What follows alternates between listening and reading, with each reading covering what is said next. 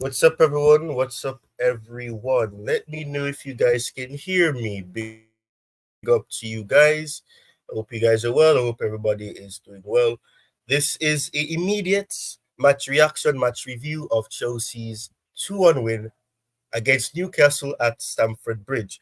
I hope all you guys are well. I hope you guys enjoyed that match, even though it was frustrating for me. Very intense in the latter stages. I was actually concerned about if Newcastle were going to not concede, equalize for the second time in the match. And, luckily we were able to see out that storm, that wave that they constantly came with. And we were lucky enough to, to just about edge them and get the win, get 3 points. And as it stands, depending on what happens in the Liverpool match, we will, perhaps be ahead of Arsenal. That's if Liverpool are able to get a result in and, help Chelsea in that capacity. Now, I'm going to try and not let this be too long because I know that the Liverpool match is going to start very, very soon. And I actually want to see what happens in that match. But yeah, it's a very good, very, very good, very good result. We needed this win. We needed to bounce back in the league after, losing to Liverpool last week. And it's a positive result. We performed very well. We did excellent in terms of certain aspects. We could have done better in other ways, but I can't really complain. We've managed to do a lot. A positive as well. Big up to you, up big.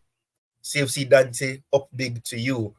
And I want to welcome my good friend Bobby. How are you doing, Bobby? I hope you well. Or things what you think about the match? Yeah, big up, Ty. Big up, Ty. Yeah, it's a bit of a relief, really. I think what's his name, Stephen Hooper, did his best to help Newcastle. You know, if their goal was a goal, then Palmer's first goal was definitely a goal. Apart from that, I think the better side won. We were the better side. It was hard fought because of the interference of the referee, Steve Hooper. But we were indeed the better side. These are the sort of games that will get us into the top four. You meet a battling side, a side that is a good side. Newcastle are a good side. They have good players, but we are just better. And this is where we want to be. Testimony to yet again the fact that our injuries was the biggest impediment to us last season. Look at how they've been crying and whistling and wailing about Arsenal with a couple of key players out, potentially injured. I think two of them are even playing today in a minute. And we had a plethora of our team out. 14, 15, 16, 17, 18 players consistently throughout an entire season. And we didn't complain once. They bashed us to kingdom come with then as at now the youngest team in the Premier League. And we were integrating. We had just started. Players didn't know each other. They didn't know the coach. Just like now. The only difference between now then and now is that we've managed to get some of our injured players back. I'm a bit worried about Wesley Fofana. I think he's got to have a rest. I don't know who we're playing next. I think it's who is it next in the league? Oh gosh. Uh who is Facing it Man next? United next week. United. Man United, It's a shame. I'm not yeah. sure who can make that game because he really did struggle a lot. He was I think he played through the pain barrier. We'll need to look at that knee. Knees are things that worry him a bit. But so I hope he's not long term injured. The fact that he was able to play out the game may be a good sign. I hope it is. Reece James, full 90 minutes. I know we've got a game against Newcastle midweek, but he certainly cannot play that. Lavia, the same thing. I think about 80 minutes he played. It's looking on the up and up for us. Keep our players fit. That's what I say. We are a wonderful team. I keep saying it is up till December that will take this team to integrate. and be somewhat ready for the Premier League. Oh, look at that table. Arsenal have to play, but we're sitting fourth again. And this is where we have to be. Keep pushing and pressing for that Champions League place. I think we should be quietly pleased with the work done so far. We're not the finished article, but we are taking our pride of place and we're showing that we are a team that is going to be in the reckoning for sure.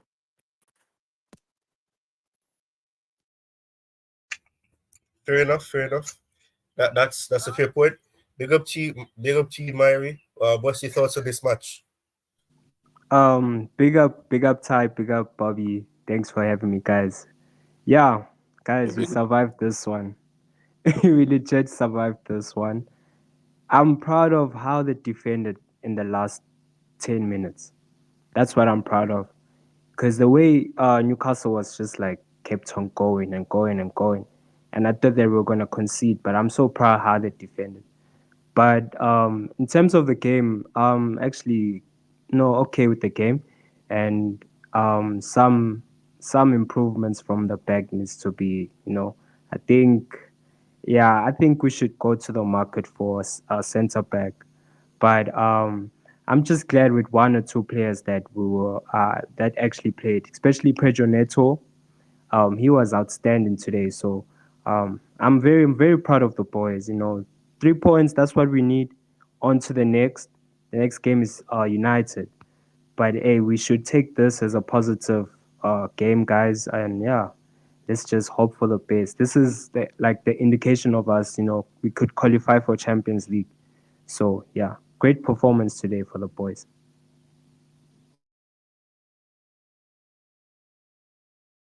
Yes, fair enough. Fair enough. Fair enough. Um, I want us to quickly go through the lineup, and then I'm going to ask you a question about Reece James while we look at the lineup as well. So the starting 11 was Sanchez in goal, James, which I think a lot of people thought was going to actually play on the right, but he ended up playing on the left in the beginning of the match. Fafana, Cowell, Gusto, who ended up playing on the right instead of on the left. Casado, Madueke, Palmer, Neto, and Jackson. And then we obviously had players like Jurgensen, Tosin, Vega, who was unused. Kukre obviously came on, Enzo, Modric, and then Kunko. But yeah, what do you guys think about the way that James was playing on the left, being inverted? I think he was played there for squad rotation purposes. I think Cucurella had some time playing at Panathinaikos, as did Vega. So he tried something different. I think he did well, remembering that Reece James is still creeping back from injury. You see, Saka's playing for Arsenal; they always come out with this shit. Um, yeah, he's just getting back from injury. He did well. He did a couple of very important goal line clearances at the back. He did for us. Um, as I say, I'm quite concerned about Wesley. I don't know how that knee is going to be, after this game. But we have to be happy that Reese is back. He put in a full shift, so he's going to need a full rest, full recovery, lots of massages. But we can't complain, really. He played slightly out of position. I think he eventually went back to right back when Gusto came off. Gusto's finishing needs really looking into. He gets into fantastic positions, but his finishing is really dodgy. But apart from that, I'm not going to criticize what happened here today. We got three very valuable points against a very difficult team, desperate for a win because of their poor form. So they came at it. They threw the kitchen sink at us, and we dealt with it. I just have to be happy with that. Last season asked the question, because of injuries. What we would have put out there. Would they have been able to deal with this? I'm not sure they would. Big up to you, Rosie. How about you, Myri? Yeah, I mean, fair point by Sir Bobby. I mean, like with Reese, like we have to give him a couple of games for him to get to his sharpness. So I cannot really just justify to what like how he performed today because I actually like you if you could see like the way he's playing, he's very slow, and it's just he's adjusting to the tempo of the game. So if we give him those type of game time, the minutes as well, he's gonna adapt. Then once he clicks, then we'll get our race James back. But like what Bobby said, I think it was just like a tactical switch with the left back. But I think the next game he'll probably start him on the right position, and yeah, see what he can do with Rhys James. But for now, I think it's just fitness and sharpness for him. And once he gets onto that, then he'll be great. But today he was okay. I feel like he was okay, especially the last goal he defended, the when they crossed when Newcastle crossed, I think it was Lewis Hall or something. He crossed into the ball, then he almost scored an own goal, but like he actually cleared the ball away. So I'm actually happy with that. Like when we have a player like that and is well committed enough, very tired, but is well committed enough to defend all the way. We need a player like that. So yeah, I'm very happy for Reece James. All right, fair enough. I wanna get your thoughts, guys, about something what Maresca would have said. The journalist would have asked them about it even before the match as well, and it's about this right here. You know, Dean CMC saying people calling for Cole to be captain over Reece James needs to calm down. Rather, James is quite clearly the captain in this group, even if he isn't the most vocal. People lead in different ways, and James leads by example. What do you guys think about that? Starting with you, Bobby. Do you think that just leading by example is enough, or do you think that a captain also needs to be vocal on the pitch? It's a difficult one. You know, Reece James has been our selected captain since last season. Injury has kept him out of the team. I'm not too sure. You know, captains have different styles. I like a vocal captain, but Cesar Azpilicueta, who is one of our greatest captains, alongside John Terry, he wasn't a particularly vocal guy, but he led by example and with his consistency. And I think Reece James will probably do the same. I think he does more of his work perhaps off the field in terms of talking to the players, introducing them to the Chelsea way, than on the field. You know, we have a lot of leaders there. People don't like to accept it because they are young players and they're developing and they're evolving into what we're building at Chelsea. But there are a lot of them. So there are many players that can lead on the field of play. But I like uniformity. I get what people are saying.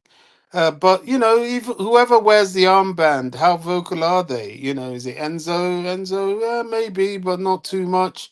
Desassi, probably, but not too much. I think it's about right, and I'm not sure we should be agonizing over that at this point. I think the important thing is that he is fit and he stays fit. That's where my focus is right now, to be honest.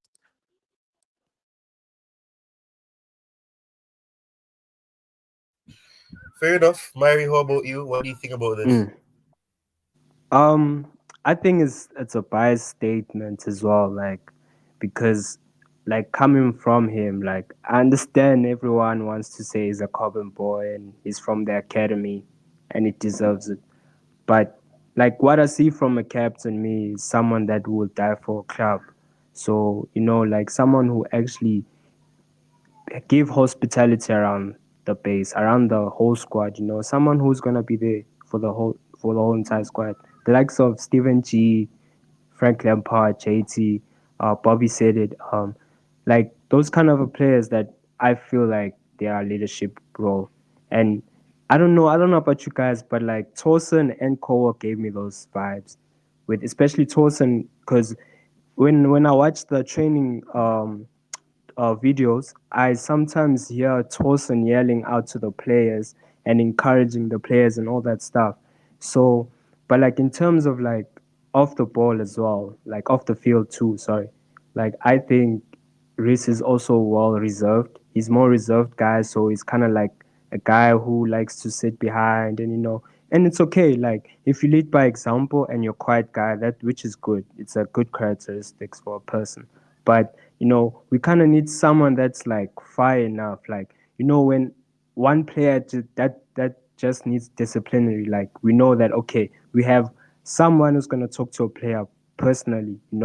Say okay, no, what's going on? What's happening. So we kind of need a character like that. And right now we don't have any particular player like that. So I understand why people come to Reece James in that particular manner, especially Maresca, because I'm glad Maresca called this out. Because everyone, I was also starting to question, the captaincy role, and everyone now is starting to question it. But I'm glad that the gaffer saw, what's happening, and and I understand like people say it's a wrong decision to do because you already selected Reece James as captain, but either way, it's just to put a challenge to him to really say, listen, like this is if you want to be captain, show me that you're captain. Just don't tell me that you're captain. Show me in the dressing room, off the pitch, show me the hospitality, show us. And I think, for Rhys James, he'll handle it perfectly. But yeah, there's one or two players I feel like, they really deserve captaincy apart from Rhys James. But let's just see how things go with Rhys James. I still believe that he's a good captain for us. He can lead us to, good directions, great directions forward. But yeah, I think I'm looking forward to what's gonna happen, Rhys James. All right, fair enough, fair enough. Right. So as I said, and as Bobby made clear, the Liverpool Arsenal match is in around 5 minutes. So I don't really want to make this too long. There'll be a more extensive, review and discussion of this, tomorrow on Chelsea socials. So you guys can, keep your eyes peeled for that. Ensure that you're if you're new to like and subscribe, and ensure that you take part in that. But yeah, let's quickly move on to another aspect of it, and it's this. Bobby mentioned the fact about the team being young, and this is something as well that we obviously know. And this is absolute Chelsea coaching Kieran Gill DM saying that Chelsea named their second youngest lineup in Premier League history against Newcastle. So yeah, we know that we have a very young team. We know that there's a lot of things that still need to be ironed. Oh, do you guys have anything you want to add to this, or we can move on to the next item?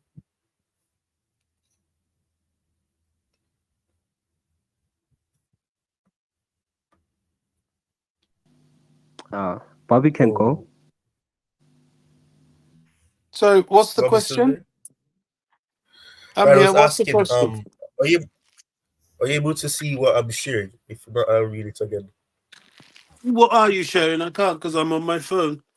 It's going to be quite Okay, difficult so for right, me. I was saying Chelsea named their second youngest lineup in Premier League history against Newcastle. Okay. It's not surprising. That's our squad, isn't it? We've got a game against them at St James's Park on Wednesday, which is a very important game. It's the Carabao Cup, and I want us to keep progressing in the competition. So the squad must rotate. That's partly why Reece James played on the left.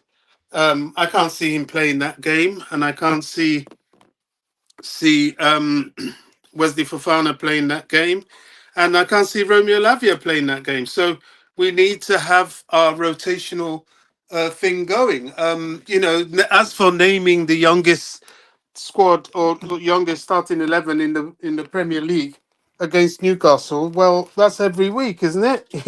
We this isn't far away from what we would normally name anyway. So we are a team in development, and it's important that's highlighted so fans aren't too impatient with us or aren't too critical with us. This was a big win here today for a team of this nature. It really was. I think they've done well, and they have to carry on and try. I mean, it's a win all the way.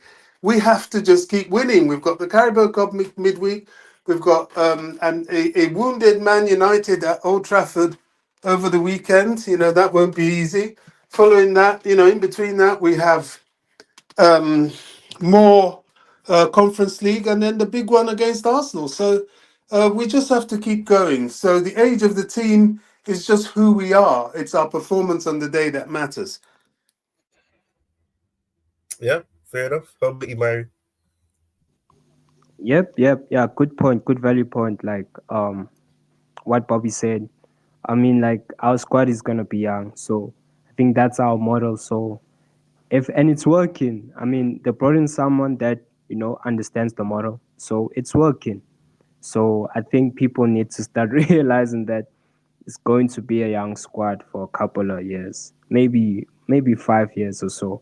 So yeah, but I'm still happy as long as the results are coming in and we performing very well. Today, good win, great win, and yeah, up the Charles. Yeah. Big up to you, Owen Hart. Big up to you. Right. I want us to quickly go into this, and I want to ask you guys a question. Do you think Nets was the right choice to start on the left?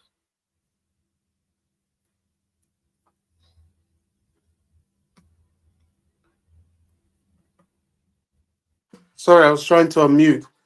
Yeah, I mean, yet again, this is Maresca's genius, really. Maresca is really into not only utilizing players and getting them to play his system, but if you're critical and you watch very carefully, he's doing his best to develop Noni and Modric. He really is. And, he did that. So Noni, who indeed can be very useful and very dangerous on the right hand side, could still continue to play. Now, I don't think he had a particularly good game today. I think he was very wasteful. Is that usually him? No. Is that the inconsistency of his youth? Yes. Was Maresca wrong to start him? No, he wasn't. He had no inkling to say that Noni wasn't going to be on form today. So it's all good. It really is. I think he'll be better for it. He'll be better for the experience, and he will inform future decisions. Like on Wednesday, I can see Neto starting again. Um, uh, although two games in a week, he's not particularly somebody that is devoid of having the odd injury, but two games in a week, okay. I think he deserves to start, as does Modric. I can see Modric starting that game as well. So look, it's all part of the rotation. I don't see anything wrong we've done here today. I really don't. I'm grateful for the result. This was a tricky game. Newcastle are no mugs. And this time last season, with the squad we had and the way we were playing, I'm not too sure we would have had this result. So we just have to focus on another very difficult task. That's going up there to beat them at St James's in the Carabao Cup on Wednesday. Right. Fair enough. Fair enough. How about you, Mary? Mm. Yeah, just going back to Bobby's point, like it was a tactical decision by Maresca. I think if it decides to start Neto, fair, but if he also decides to start Sancho, fair. I think the way what I've realized with Maresca, like sometimes you can never understand his starting 11. You change some things up maybe because of the team he's playing, or the team that we're up against. So it's just like tactical decisions. But yeah, I think today is spot on, like with Pedro Neto, Cole Palmer, and Jackson in the front. I feel like Jackson was my kind of a player today that he was outstanding. But yeah.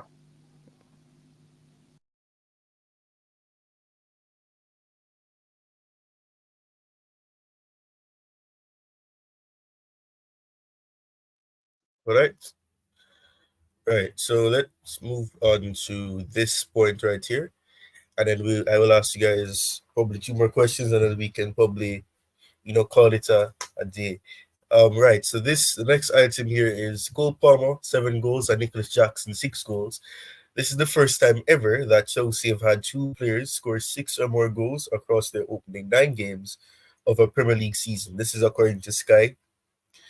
What do you guys think about it? Jackson in particular. Do you guys think that he's, making a upturn in his, you know, Chelsea career, second season here?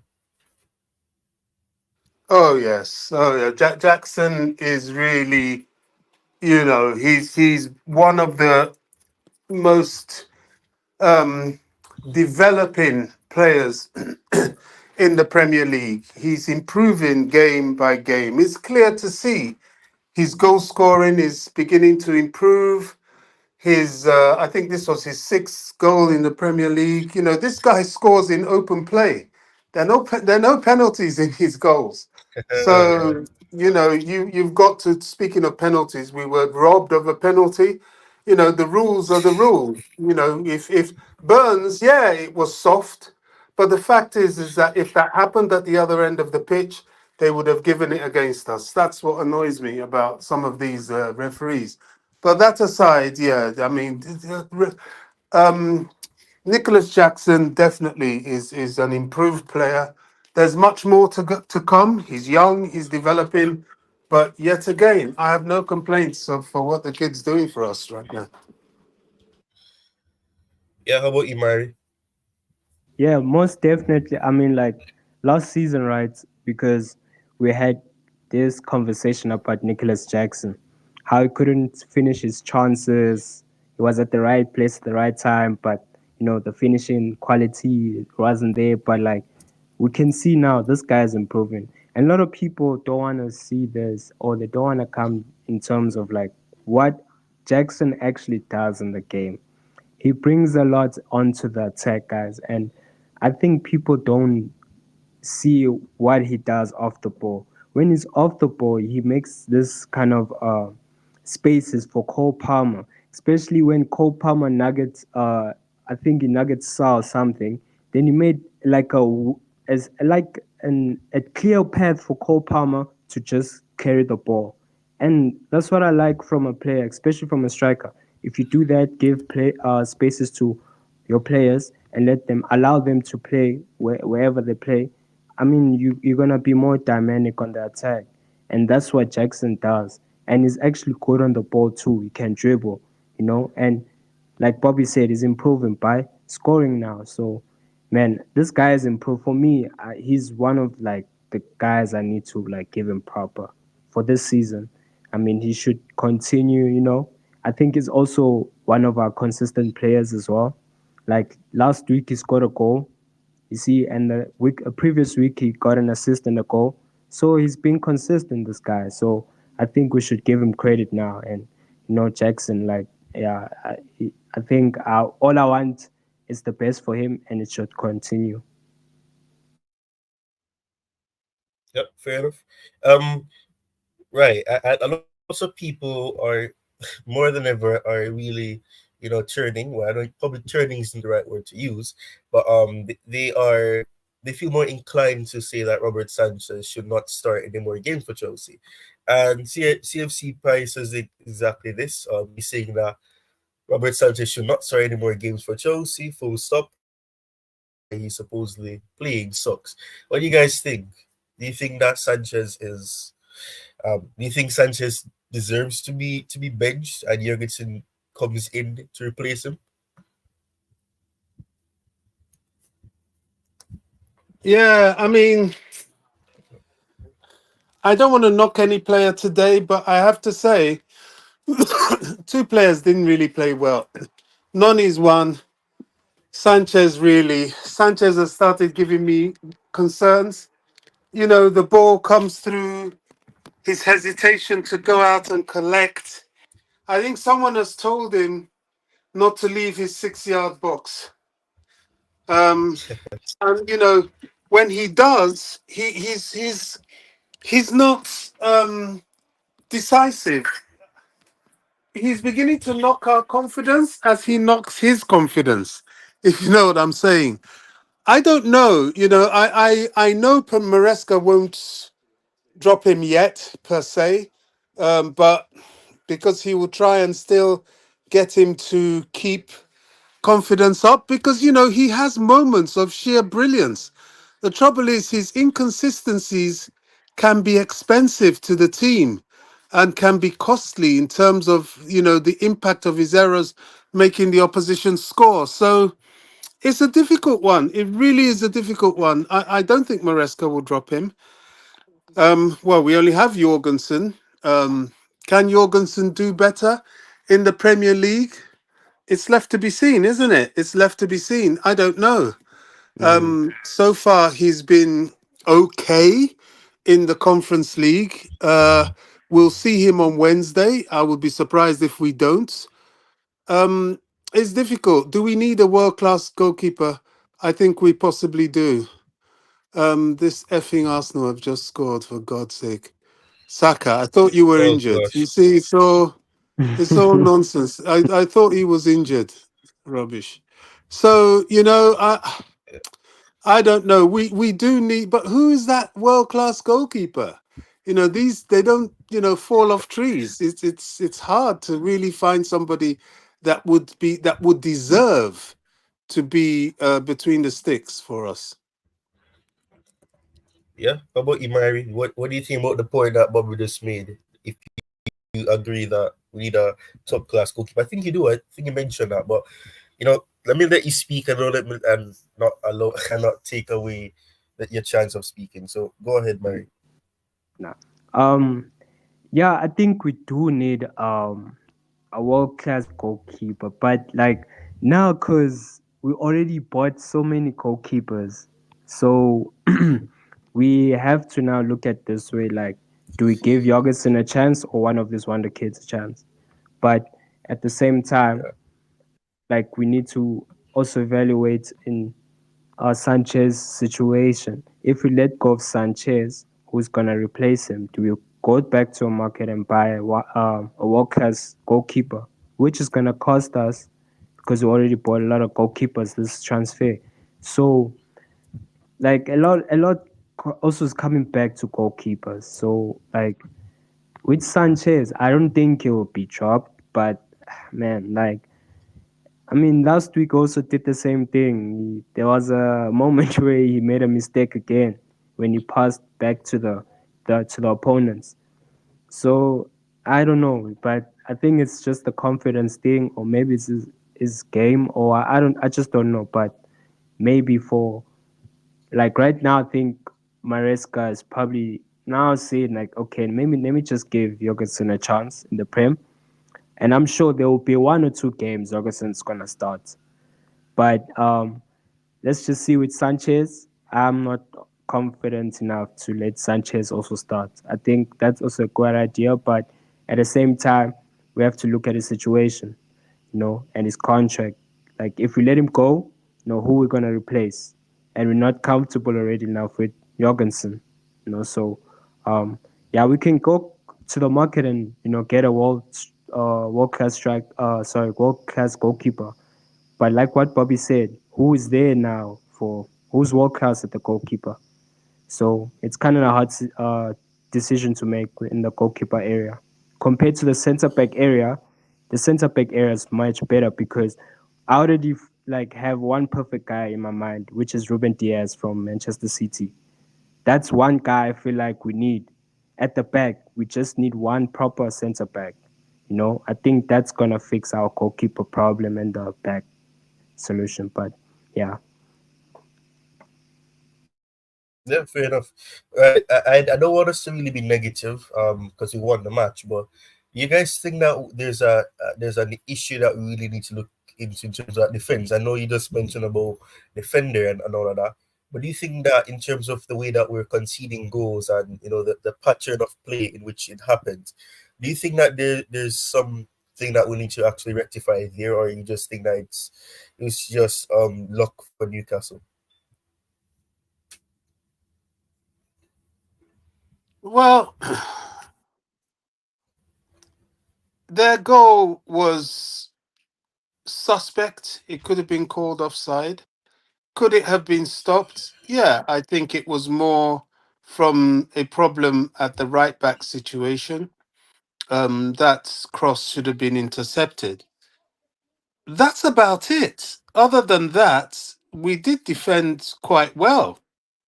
I can't really recall any particular time they were able to just go through.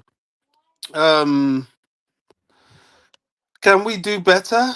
Possibly, but you see, the age and profile of these players means that we're going to have to let them develop, Ty. You know, we are a developing team, and these are developing players, and certain things like our defensive solidity will come with time. You know, they're not too far off it as it is, but you know, they need to be more imposing. I can go with that. But think of the game. What did Newcastle really do to trouble us apart from the goal they scored? Maybe I've missed something here. I don't know, but you know, yeah, they came at us in the last 5-10 minutes. Yes, I think that was partly to do with some of the substitutions we made. The players that came on were somewhat weaker than what we had already. You know, there are lots of things that could deal with that. And besides, they were chasing the game. So I don't know if you can, you know, explain, oh, you know, Newcastle did this and we were lucky to get away. And, you know, we looked a bit shaky at times, yeah, but we were still keeping them very much at bay and getting bodies in the way. And I just think it's a work in progress. And we've got to be able to accept that that you know this is not we're not the finished article at all. Yeah, well, that's a fair point. How about you, Mary? Mm-hmm. Yeah, fair points actually.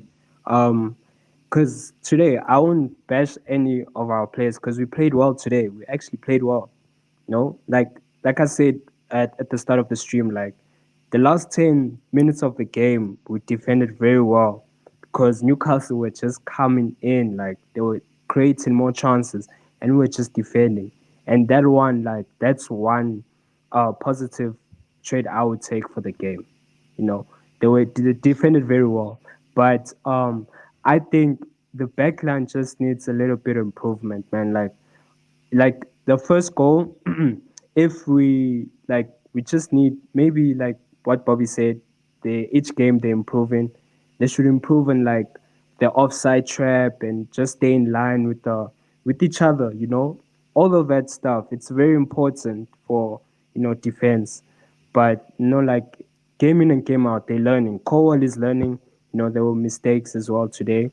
For fun, I feel like he had a decent game, man. Yeah, he was. I think because he didn't start well, that's why he had that. You know, but he actually defended at the end of the game, which was very good. So yeah, but like I said, like if the players continue to play each game, improve, and yeah, and maybe get one solid defender, man, just to because that particular defender they can learn, you know, one or two bits from that defender. So yeah, I think the defender area needs to be sorted. Just one player, but in the front, I feel like we're absolutely fine.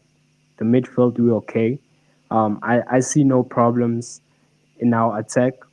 You know, it's just our back line. But at the end of the day, we'll just see game in and game out and how the players will improve. So yeah, all important is that we got the 3 points today. Yeah, that's true. All right, so I have two more questions for you guys, and then we can wrap this up. The next thing, I'm not sure how much you guys can really say about this because we obviously we're not in the dressing room, we're not on the training pitch. But what do you think Maresca does? I think, and man, what's her name? That journalist who did the interview, and she was getting a lot of plaudits, and she deserves it. You know, she's actually asking questions that people want to know. Questions are actually valid, and not just asking questions for the sake of asking questions. But you know, one of the questions I think she asks, and what I've been saying it for the past few weeks is, what is Maresca saying to the players at halftime that when they come out, they are scoring immediately? Because this has been what I think like the fourth game in a row that as soon as the second half started, we Oh yeah. go on and you know we're going out and we're getting goals. I don't know what he's saying to them at halftime or whatever he's saying to them before they come out, but they have that drive, they have that push, that extra, the passion and desire to get another goal as soon as the second half start. I don't know what you think about that, Marion, and I'll ask Bobby at the end to respond.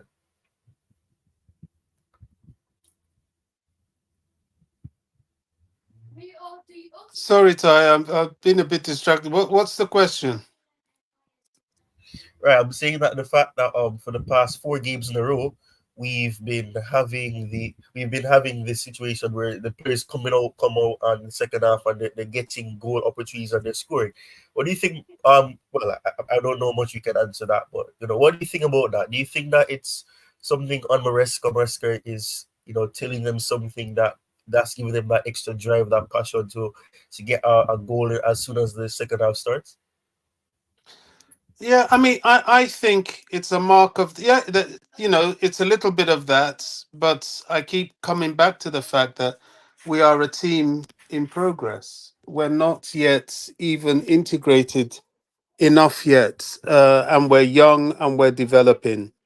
There's going to be moments that we're going to have to learn with the more we're rehearsed, the more we're used to each other. The whole game management process is a long term thing. Maresca was recently talking about now how he has players coming to him, talking to him about his system.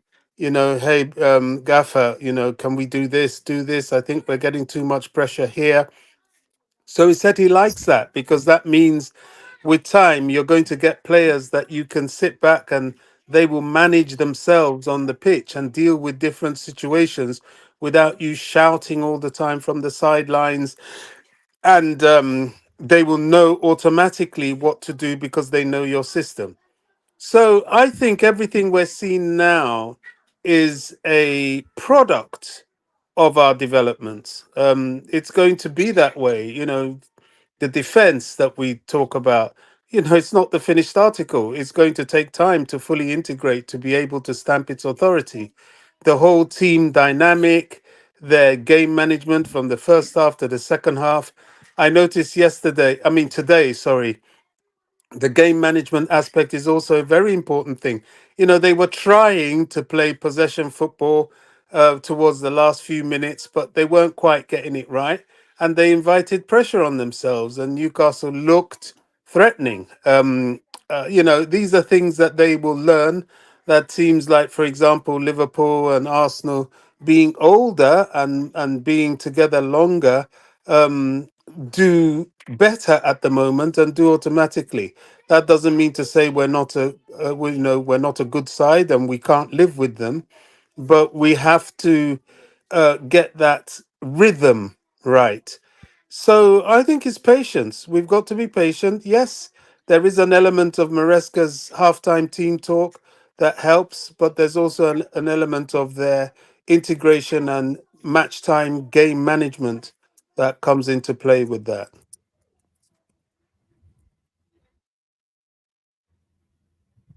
Yeah, fair enough. How about you, Marion? Mm. Yeah, just before I go, big up DJ, big up Ray. I hope you enjoyed the game, bro. I hope you can enjoy the game. But like what Bobby said, um, it's just timing.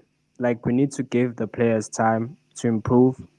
Um, and I like this about what Maresca is doing. I think he did it against Wolverhampton when I think we were joined the first half, then the second half, Madueke scored a hat trick. So whatever he's doing, man, like he should continue. And I think it's just that maybe it's like a team talk or kind of like a team plan or something. But the way he does it, maybe it's very encouraging because what I've seen, especially last week with when we started the second half, like we were just onto it. Then that's how Jackson scored his goal. Same thing today with Cole Palmer. Like starting the second half, Palmer went to the third area, goal. So we kind of need these, things because last season when we started our second half, we were conceding and we were dropping back. So it's a different, transition now. And I think Maresca, I think is teaching them like we should, not allow the opposition to get to us. Just kill the game once and for all. That's our second half. First half, you should outstretch the opponent. Second half is just to kill the game. And I think what he's doing right now, it's actually very positive, especially for the players, especially for Madueke as well. Madueke, because he's very inconsistent, but like when he does that to him, it just gives him a little bit of confidence for him to kick on. So yeah, I think what he's doing in the dressing room before the actually at the halftime period, I think that's one thing we should give Maresca credit for. Fair enough. Fair enough. Big up to you, DJ. Big up to you. This is my official big up to you, DJ. And yeah, you've shared some points here as well. Yeah, we've already discussed about the goalkeeper getting an experienced centre back. I think Mario was the one that said he's thinking about Ruben Diaz as an option, for Manchester City. I'm not sure how feasible that would be. I think that's probably wishful thinking. But yeah, smash the likes as DJ is saying here. Big up to you, Victor. Yeah, I've been trying to be more consistent. Um, how long am I streaming for? Right. You said you wanted to jump on. If I know you said you come back from the game. If you are able to come on, I can probably go on for a couple more minutes. I'm taking into account the fact that a very interesting, enthralling battle is going on between Arsenal and Liverpool right now, and that's kind of affecting the viewership right now because it's streaming during a match that even rival fans, neutral fans would be interested in. So if you can join, I can be on for a couple of minutes. I don't know about the availability of Bobby or Barry, but if if they have to leave after a certain point, that's fine. But I can still stream for a while longer if you wanna come on. But yes, uh, this is a vital question. We touched on Neto. I want to start with Bobby. Do you think that he's done enough? To start as the left-sided winger or left-sided forward going forward in the Premier League or in other competitions that we be playing in? No, we can't think in terms of a first 11 tie, especially not in the attacking quadrant. We must think of the squad and we must think of rotation. Neto will start some games, he won't start others. We have 5-man substitutions, we have tactical applications. This was a game he did well, but there'll be other games where we'll need perhaps Sancho there. Then perhaps him. Remember, João Felix didn't even get off the bench. You have to be able to dip into the squad. I don't subscribe, and you know me well, to this idea that, oh, he's played well, so every single game he's got to be played in that position. That's not modern football at all. If you do that with international games and all the cup games and all the things we have, this is how players get injured, especially somebody like him that plays and relies on his pace. You have to have mercy on his muscle exertion and not run him into the ground. So, yes, he's done well. Yes, he's up for contention, just like he always has been. He's a player that we can rely on, and he will play when it's needed, and he'll come off the bench when it's needed. That's what happens with top teams. Fair enough. What about you, Mary? Yep, solid point. We should rotate our players. I think just this idea of saying Neto should start every game now. I think we should rotate because with Felix, like I feel like I I don't know about you guys, but I also felt bad for Felix not actually coming off the bench because I also feel like Felix can be effective. So, like, we just need to rotate them. If he doesn't start the next game, Sancho starts, or Nkunku starts, or maybe Felix starts. But I think they should be rotated. I think that's just how it is. So we can get the best out of both worlds. Fair enough. Fair enough. Um, this is one thing. I don't know what you guys think about this. This is CFC Zanti. He's a very controversial figure in the social media realm, but he says here that one of the best feelings is when a manager starts to, well, I don't want to say change. He's not changing my life, but in a sense, it changes the your feeling towards the project that we've been having under the Bowley Clearly Capital Consortium, that era, that blue coal era, and so I know we may have this discussion, as we progress through the season, but what do you think about what Maresca has been doing, in terms of man management and managing the which players play? Bobby mentioned it earlier, so I don't want really wants it to probably repeat himself. But what you think about what Maresca is doing, from a game by game basis? What he's simply doing in a game by game basis is to try and give us the winning habit while he integrates the team and develops the team. It's really that simple. This is what we missed last season because of injury. So the longer we have a fit squad to continue to integrate, the better we'll become. This team hasn't even reached up to 50% of its potential. I think we're operating at this point at about 40%. And look at what we're doing. We have a lot more to do, a lot more to learn, and a lot more to achieve. And we can do that. Winning brings winning. That's why today's result was really very important for us. And if we continue like this, we really are going to get to our promised land. I can see it for sure. Yep, 100%. Myri? Yes. After this, guys, sorry, I have to head off. Sorry. Yeah.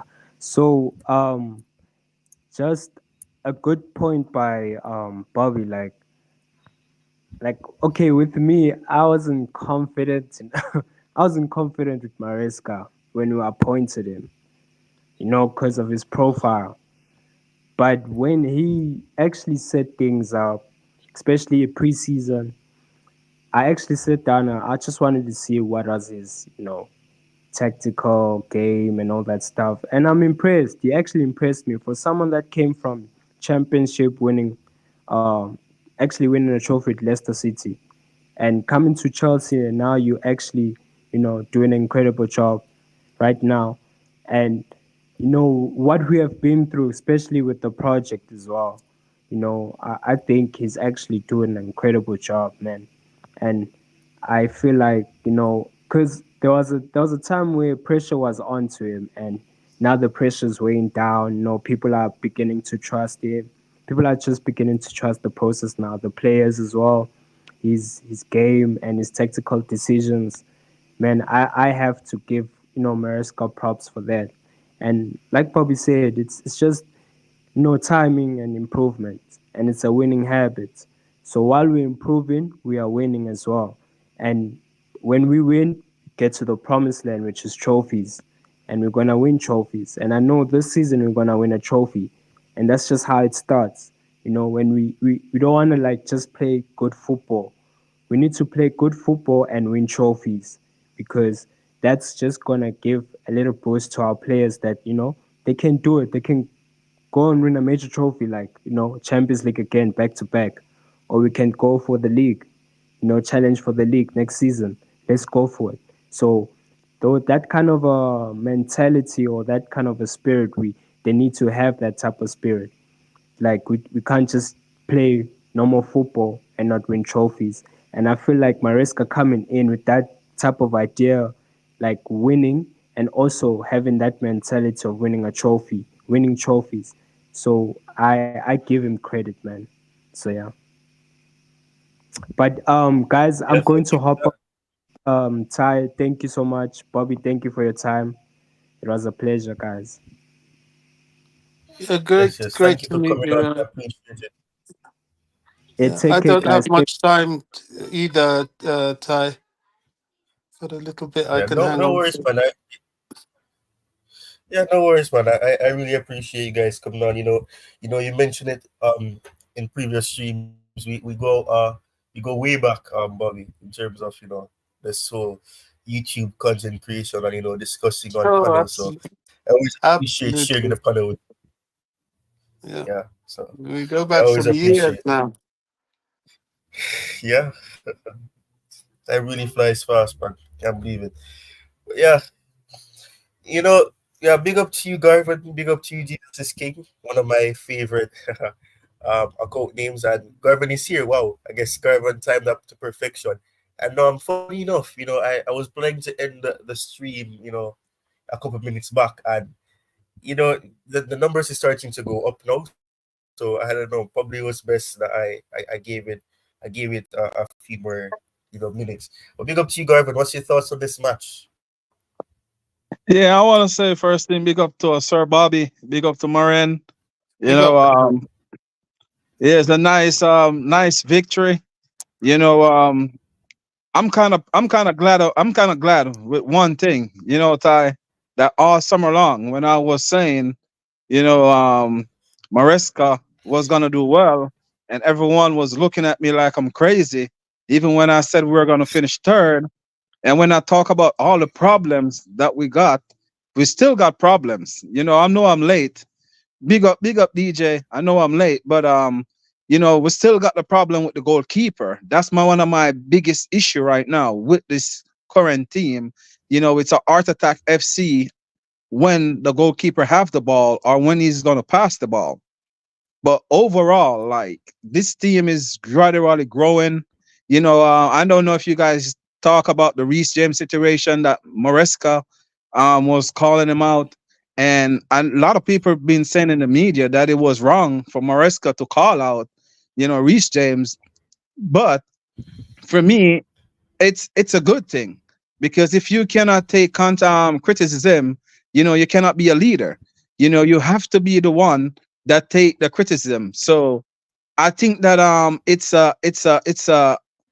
a win-win. If Reece James can step up to the plate, I think that he only can learn from this. This only can make him be a man, and this only can make him be a better leader. When someone criticizes you, it's not because they don't like you or not because they don't want you to progress. If someone gonna come to me and tell me all the good things and never want to tell me about the bad things, what that person is doing for me is hurting me, because you have to tell me about the bad things so I can work on it. And that's how I want to look at life, and that's why I think everyone should take stuff like this into consideration. When someone tell you, about yourself, they're trying to help you, or because they like you, or because they love you. Why? The reason why they criticize you when you do bad, so you can work on it. So for me, I don't know what Sir Bobby think about it, or because as I said, I just really come on, so I want to hear what you guys have to say about it. Yeah, we actually spoke about it. I'll get Bobby the time to speak. No, yeah, sorry, I didn't want to interrupt. Yeah, yeah, I think you're right.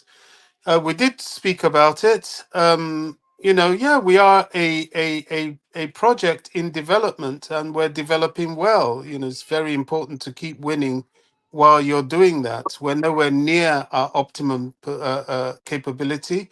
I think we're operating less than 50%.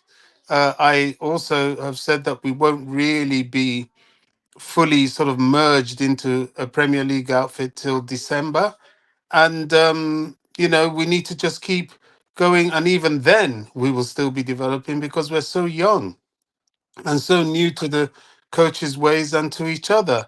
But you're right, this is all part of it. If Maresca is trying to urge Reece James to be more vocal, fine.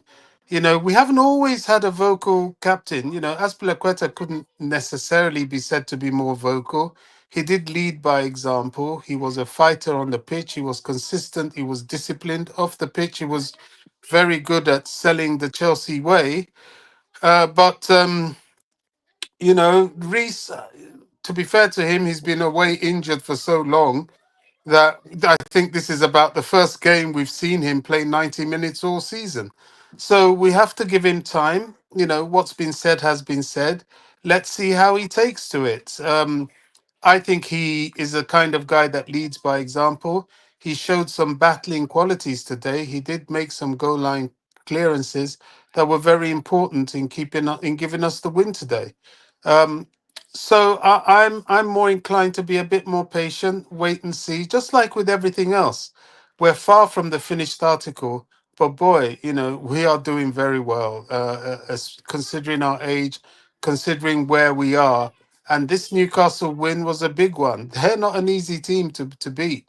They had a lot to prove. They're not on the greatest of forms, so they came at us with everything they've got, and we dealt with it. Last season, I know we had a lot of injuries, but with what we were fielding, we may not have been able to cope with what we've done today. So I'm happy with what we've done today, but yes, definitely we've got some learning to do. And Reese, I hope he takes that on board.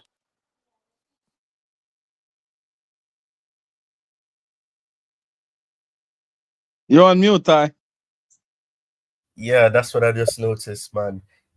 Big up to you keeping it real, Chelsea. JPT, I hope you're good. Big up panel, what a win, even with questionable refereeing. Palmer needs to have an assist tally for that pass to Neto. Yeah, it's a good pass. Garvin, I want to get insights on certain aspects that I was discussing with Bobby and and everybody else as well. But yeah, you gave your point about Maresca, so I won't make you repeat that. But the point about Jackson, which I think it was which one? What was it? I think it was the Liverpool match review where you discussed and you said you made that bold statement again on my channel that you think that he is better than Erling Haaland. So what do you I'm sure you're elated, you're happy about the fact that he's continuing to score goals and be more clinical in terms of taking those big chances. A lot of people watch the game, but they don't really understand. Like the haters for I don't want to put say haters. The people that don't really support Nicholas Jackson is people that don't really watch the games with both eyes. To be quite honest and fair, you can see that the young man got a lot of potential. His running behind, his all up play, his movements. Those are some aspect in the game that you can teach. And even a commentator I hear said it. I think it was either last week or the week before. Those are some aspect in the game that you cannot teach. That's natural ability that this young man have. The speed. The only problem is, and if you look on the distant, for me, if he was playing a more in-box striker like a Erling Allen, I think he would score a lot of goals. But if you see the work that he done for the team, the difference is with Jackson. Jackson fall as deep as possible, pick the ball up sometimes, start the play, and then he have to sprint 65 yards in to go an end of a cross or a pass. That's the difference with a striker of Nicholas Jackson caliber and a striker of Erling Allen. Erling Allen sit there, he wait for it, and soon as he get it, he have nothing else to do than to just put the ball in the back of the net.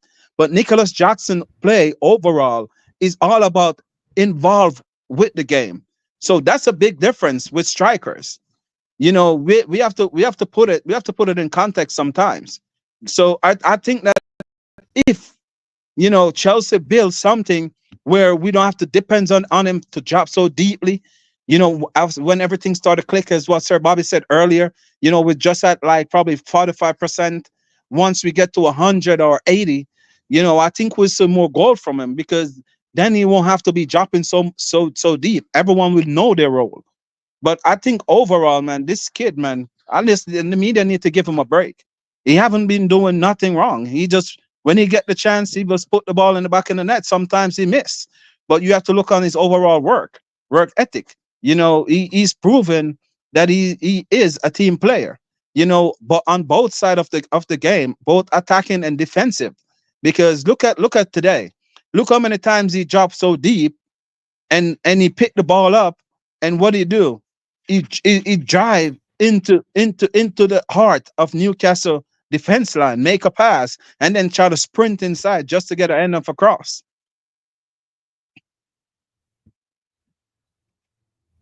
Yeah, Yeah, I just saw that Arsenal are leading 2-1 again. That's so disappointing. But hopefully Liverpool can bounce back again. But yes, I want us to discuss this because I don't think we discussed it earlier. It's probably best that you came on as well, Darwin. The midfield.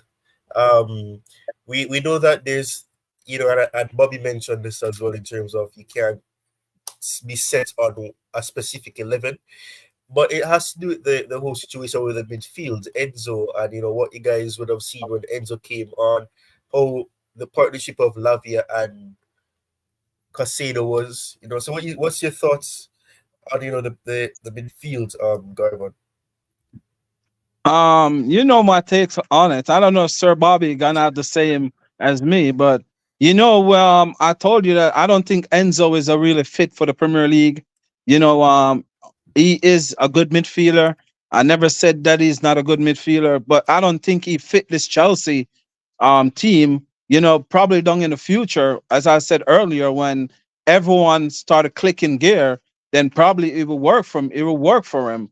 But as a team right now, where Chelsea are building, a Lavia and a Caicedo partnership is more balanced than with a Enzo because if you look at Lavia give you both side on the ball. He's more like a physical. He's a powerhouse, and he is a guy that can hold the ball up. He can make a pass too. So, Caicedo is like the brain, and you would have a Lavia as a powerhouse. So I think that when you use Enzo, it don't really match up with the likes of Caicedo. Caicedo have to overwork, and tends most of the times our team under a lot of more pressure when we have Enzo, because Enzo cannot make a tackle, to be quite honest. And he can't really go for 50-50 because they're going to always outsprint him. So I don't think he's a bad player. I just think that probably a Italian Serie A or La Liga will kind of suit him more, but he is a good player, and I hopefully like he can learn, how to play in the English Premier League. Yeah, I don't know if Bobby's gonna agree with you. Wait, what's your thoughts, Bobby? Yeah, I mean, we've also discussed this point. I understand what uh uh oh gosh, what am I've even what I've forgotten his name now. Gavin is saying.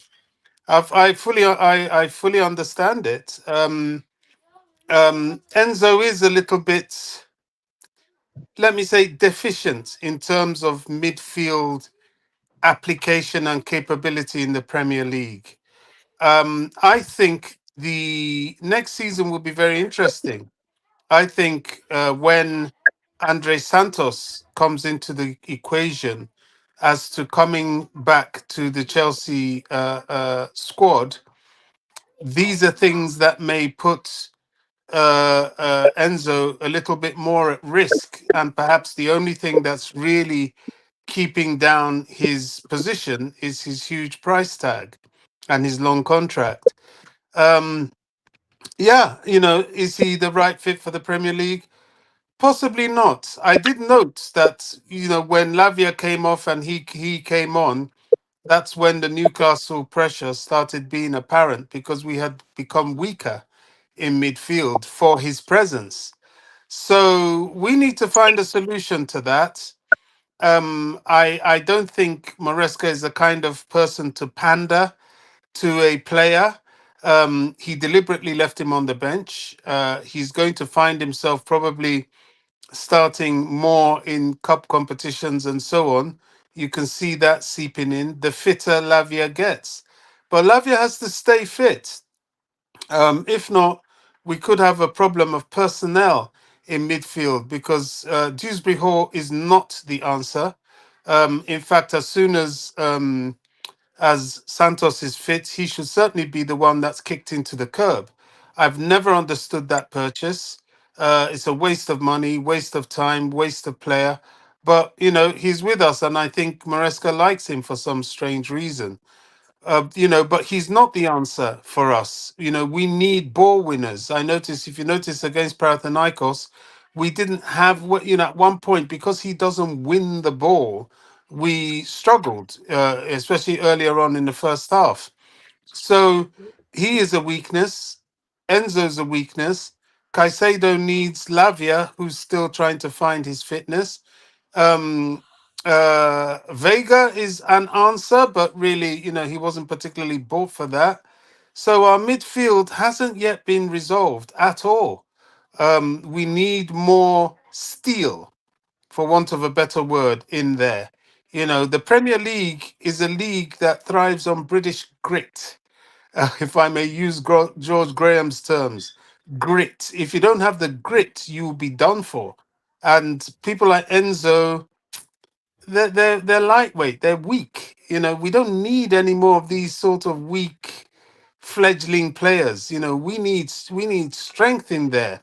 We need a player who can impose himself, and he's not that. So yeah, I think it's an issue. I really do. I don't see how he can resolve that issue. He's good in some games, but he needs a lot of cover around him, and that's just a handicap Maresca has to find a way of dealing with. And perhaps, you put Vega in there sometimes. Well, he'll have no choice in terms of personnel, since he doesn't like using Carney. Me and Maresca, I think, is a wonderful coach, but the whole Carney Chukwemeka situation is where I part ways with him. I don't understand it. I don't accept it. I can't see why he feels Dewsbury Hall is any sort of solution when you've got Carney right there. But it is what it is. A coach is never really a 100%. So we'll see how this one plays out. But we must sort it out soon, because I'm watching Liverpool and Arsenal playing here. And if you have a chicken midfield against either of these, yes, we played Liverpool and we did well. But if our midfield was stronger, we would have done better. And as you said about Yeah. Santos, Sir Bobby, Santos right now they're leading 1 goal to nothing, and Santos is the one that's scoring. And if you look at everything that he's putting in for that team, that young team over there, he's the leader of that midfield. And his performance week in week out, because I try to watch their games every weekend. The performance he's putting in week out. I don't see where he can find a spot in this Chelsea team. Not saying it will be a starter, but at least even on the bench to come on for your Caicedo or your Lavia, or even your Enzo. So I think that he's the one that's next in line, to fall into this Chelsea team to even make it stronger. Yeah, I Yes. agree. We have to be patient and forget about him for this season. And that will be a topic in the summer. But if he continues like that, he will certainly be in the reckoning, especially if they foolishly get rid of Carney and they keep hold of Dewsbury Hall. Dewsbury Hall is a waste of, I thought we'd stop this buying deadwood players. He is deadwood. I'm yet to see anything in that player that I like or respect. I don't. So yeah, it's there. It's all there. The door's open, ready, waiting for Santos to develop where he is and come in and show he can play with the big boys for sure. Ty, I know you want to go, Ty, but give me one more with Sir Bobby. Give me one more with Sir Bobby. Sir Bobby, I don't know if you think for me, I think that the Drewsbury signing, it was more like to give Enzo at least a player to help. I think they underestimate the squad. With Enzo Maresca, I think that the owners or the sporting directors, I think what they did, they call it too early. I think they underestimate the squad that we got, so they're trying to get the likes of a Drewsbury because he already know the likes of Mariska play. So I think that signing was more likely, to help Mariska settle into the Chelsea team. But I think that they underestimate the team. I don't know what you think about it. Yeah, I understand that. I think you're right. But as I've said, with Andre Santos, let him continue what he's doing. Let him have a good season, and that situation will be addressed. Um, I can't see anything amazing coming out of Dewsbury Hall. And if Santos comes and threatens him, so be it. Because I can't see Enzo really being dispensed of very easily. The weak link has got to be Dewsbury Hall, and if Santos can come in and take his place, I have no issues with that at all. Right. Okay, I'm so sorry, DJ. You've been waiting for me to welcome you in. Big up, DJ. Thank you for joining the panel.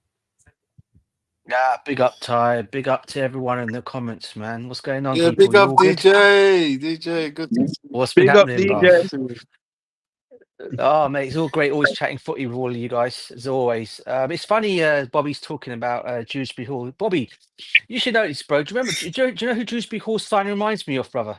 Can you remember? Do Yeah. you remember a player that we had in the Claudio Ranieri team called Jokanovic? Jokanovic, He was. Jokanovic. Oh, Yeah, yeah. you know what disaster Yeah. he was.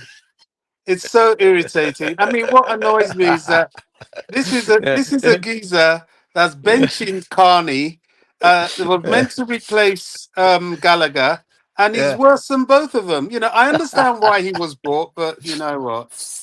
Do you know what? He's not gonna cut the I, mustard, mate. He's not cutting the mustard. he's not, bro. But I have to say, he did have a good game in midweek. I'm not going to. Take my hats away, hats off. He did have a good week in Europe. I have to say, when he did come into that midfield. But I'm like you, and I told Ty this on the stream as well. As much as I think he came in and done a good job for us. In that midfield on Thursday, for me, why Carney Chukwuemeka is not starting these games is beyond me. And we look at Maresca and we say he's a great coach and everything because he is, and I'm not going to take that away from him. And he's always one for bringing these kids through because that's what he wants to. That's basically what I think his job is to do. Obviously, just manage the team, coach the team, sorry, and also give the people a chance to come in. And why he doesn't see Chukwuemeka as an option is beyond me. I don't understand how Dewsbury Hall gets in front of this guy. I mean, the guy's fully fit now. I mean, if we're looking back on our injuries, we all were waiting for Lavia to come fully fit to see what this kid can do. And everyone forgets. Sometimes people forget how old Lavia is. He's only like 20 years old, and this kid is. We all know what talent he is. And the same with Chukwuemeka. This guy has got a shot on him.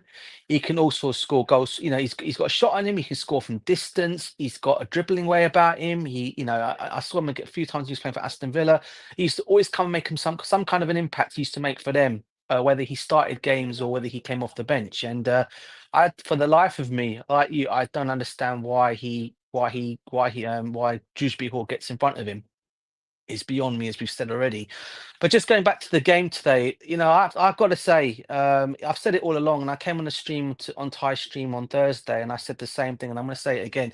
I get what Bobby's saying. Yeah, we're a developing team. Yeah, we're far away from where we're like what we're not where we should be. I get all that, Bobby. 100%, I agree with you, bro.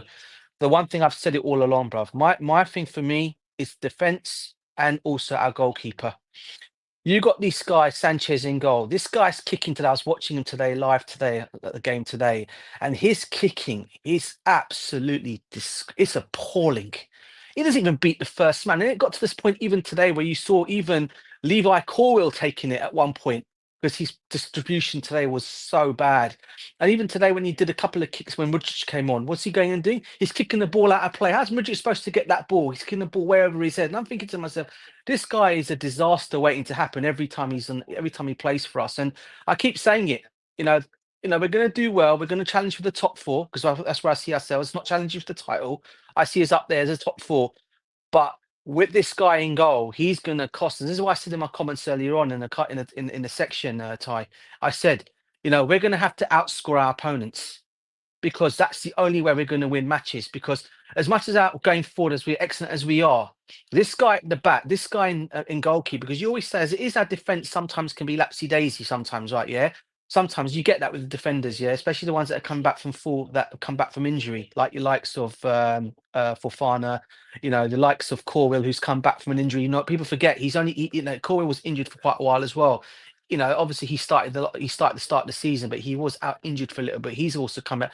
Reece James is coming back to full fitness as well, who I thought was actually immense today. Left back, he played left back and then went to right back today. I thought he was absolutely excellent today. Apart from the goal they equalised, because he should have actually told Corwell where he should have been, shouting it out. He was otherwise today. I can't fault his game today, Reece James. I thought he was excellent today. And But for me, the goalkeeper today, this is where I feel where we're gonna actually fail, because the defense if your defense is lapsy daisy, right? As I said, you then have to rely on your next thing at the back, which is your goalkeeper. And for me, Sanchez is not that man, And I'm sorry to say this, if we want to get anywhere near, we want to get even in the top four position, we better look at addressing that position in January. At least bring an experienced goalkeeper. And if you're not going to bring an experienced centre back in, at least bring an experienced goalkeeper in there to help out the likes of Sanchez and also Jorgensen. Because I don't think either of them at this moment in time are the answer for us in that goal. I really don't. And that's going to be our downfall, are the goalkeepers. I don't know what your thoughts are on that. Who's the goalkeeper out there? This is the problem we have. Who is Uh, available? well, I tell you what, you're going to laugh at me on this one, Bobby, and it's funny. And don't laugh at me on this one, but I actually thought Ramsdale could have come in and done a good job for us. I really did. I thought he was good at Arsenal. He would have been a good option to have had to come in. For me, he's better than both our goalkeepers at this moment in time. Well, that Yeah, ship he's has just. sailed now. I So know, bro. I know. But then there's other goalkeepers. I'm sure there is a goalkeeper out there that is a number two that's not getting a first team option that is good enough to come into a team like ours and be first team goalkeeper. Because if we think about it, yeah, I think the goalkeeper we're going to go with down the line is going to be Pedersen, right? Yeah, or Pedersen, the young kid we signed from the Belgium team going forward. Yeah, I think he's going to be our goalkeeper eventually for the future, right? But for me, at this moment in time, you need to bring someone in, and like you said, there are some out there that can possibly come in and do a job for us, Bobby. I just think at the moment, what we're going to fail and fall behind is our goalkeeper is just he's got too much mistakes in him, mate. He really has. Even Jorgensen the other day, I don't know if you saw the game against you. I think obviously you guys did watch it. That game against Panathinaikos. He basically, there was one point when flapped on a ball that came into the box, and I thought, damn, he almost let that go over his head. And I'm thinking to myself, had that been a Cudicini, had that been who was a number two, that would not happen. Even the Portuguese goalkeeper that we had, the one who's our goalkeeping coach at the moment, yeah, even he probably do a better job than the two goalkeepers we've got at the moment, bro. That's how much I'm saying these goalkeepers are not great, and I think that could be our downfall for the rest of the season. As I keep saying, we're going to have to score more goals, Bobby, outscore our opponents. Okay, for me, okay, for us to get anything out of games, because all the forward line going forward, we're excellent. All those guys are going to distribute, get the goals for us, but they're going to get let down by our goalkeeper and sometimes our centre backs. Do you know what I mean? That's my only concern. Dante, I got one for you. What do you think about Ortega at Man City? You know, the number two, because I thought that we would have go in for him. Sorry. Before you respond, you respond, I think Gavin just had a Steve Harvey moment. I think he just called it Dante a while ago. Who is he talking to us? Who is he talking to me? Dante, DJ, no man. I remember I got. You said it before. Hold on. That's right. I know that I got two sons, right? One name is DJ, one name is Dante. I know you said it, though. No worries, bro. It's okay. It's all good. It's all cool. Honestly. That's why I said he had a Steve Harvey moment. He said the wrong name. That's all cool, man. It's all good. It's all good. Nah, listen, bro. I thought we were in for him in the summer because there was a talk that we were looking at him, weren't we? But Manchester City would not sell him to us. I think Pep already knew he did that mistake with Cole Palmer. I don't think they're going to do that same mistake with him next with Ortega, the goalkeeper as well. I don't think they're going to do that.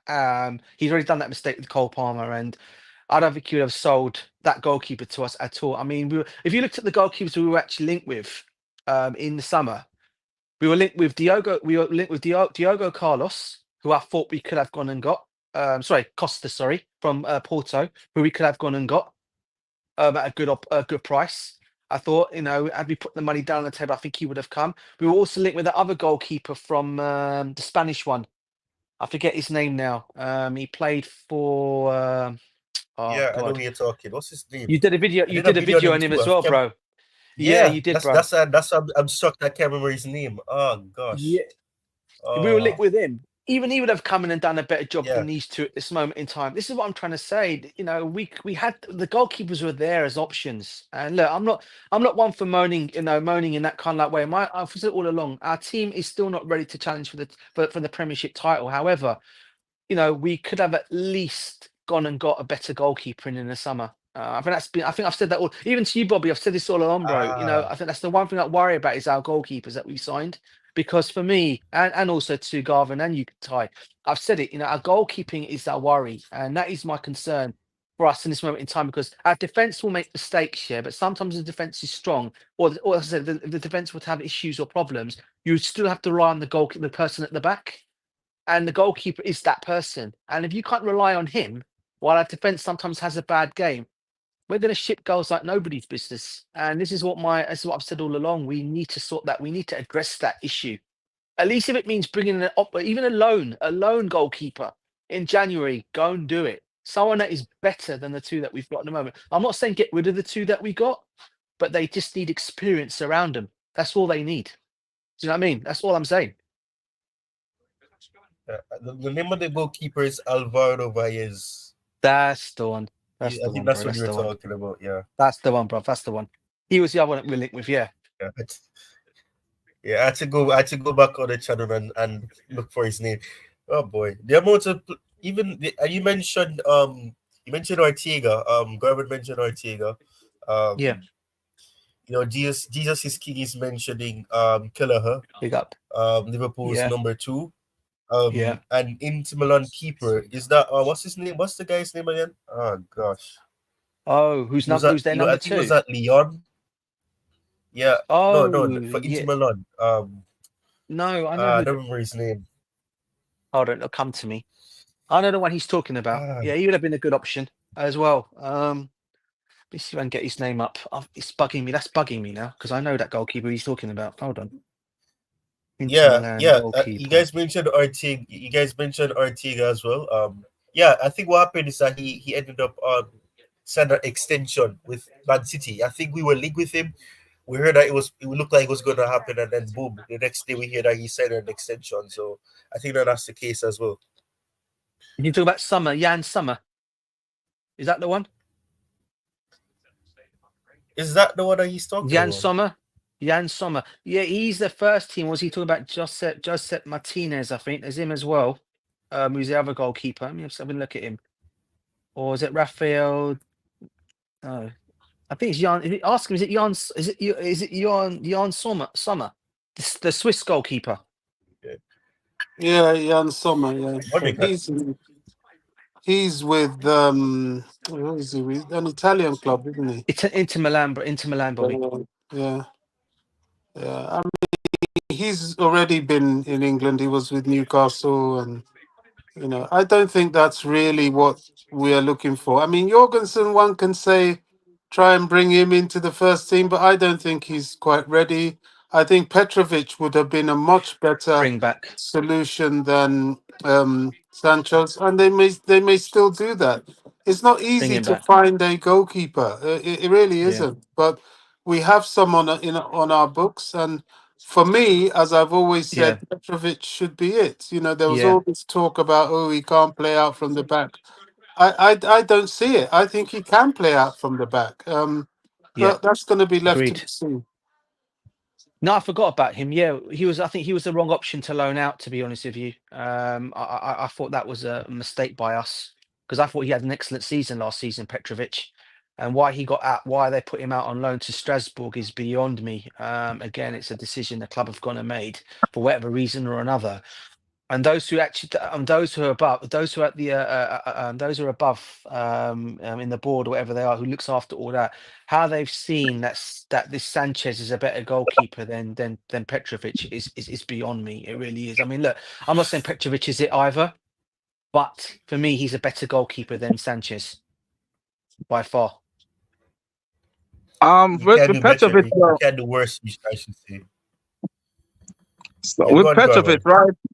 With Petrovic, I think they sent him out there to get the experience of playing out from the back because I think that's exactly how they play over there in Salzburg. So don't be surprised if next season he come in, when if they don't sell him and fight for the number 1 spot.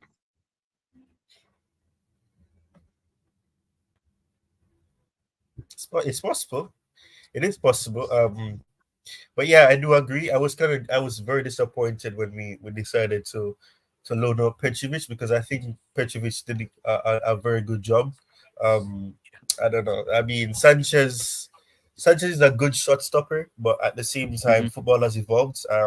You have to be able to have good distribution. You have to be able to make good passes, and if you can't trust a goalkeeper where he's gonna pass the ball directly the defender, and well, he's attempting to pass the ball to the defender and it goes straight to the opponent. I mean, we saw that happen this season already, where we were punished. He was punished for it. Brighton, for example. So I don't know. A lot of people have been saying I don't think we can win anything with him in terms of competitively. I don't think we can win something if you have a goalkeeper where in high pressure games he's going to be cracking under the pressure, making quick passes, and then he goes over for a throw, or it goes over for a corner or something like that. You need somebody that you can trust, somebody that's reliable on the ball, and I don't think that Sanchez is that. He sometimes he can give you a good pass. I remember Mhm. the Liverpool game, for example, where he did make a good pass, and it was wasted, but it's inconsistent. He is the new Mister Inconsistent. He's consistently inconsistent. That was Sterling, and now Sterling is at Arsenal, and we picked up another R. I know, my goodness, both of them name is RA, or the initial is RS as well. Robert Sanchez, Raheem Sterling, Mister Inconsistent. It's embarrassing, Oh, man. bro. It's spot on, Brad. And I'll tell you another thing as well, guys. Today even, I mean, what in the Steiner place today, I mean, they were even at one point they even got scared to pass back to him because every time they were passing to him, either they kick the ball to Rose, or he'll pass the ball. It won't even he'll reach one of the Newcastle players. Yeah, and they would lose it in the midfield. And this is exactly what was happening today because Lavia and Caicedo today in the first half were absolutely they were excellent in the first half, right? Yeah. Okay, but what I was saying, what was letting them down? People were saying about Chelsea lapsy daisy that we have in the situations. That's because when you've got a goalkeeper like Sanchez who kicks the ball out to one of the form or picks up to one of the opposition players, that's where these players get their opportunity to obviously start attacking. We all know with Newcastle, with Isak and the plays they've got going forward, they'll cause you a problem. Even today, without their number one guy in there today, the young kid who had the one they signed from Everton. Yeah, even without him in that team today, Anthony had he been in Gordon. that, had Gordon been in that team today, I'm not going to lie to you guys. Newcastle have definitely got something out of this game today. Yeah, because of some of the mistakes that were being made today. Not just by Sanchez, but by some of our defense as well. Because I thought today, even we all thought today, even with when um, when Fofana had that injury in the first whatever minute, we thought he was going to come off.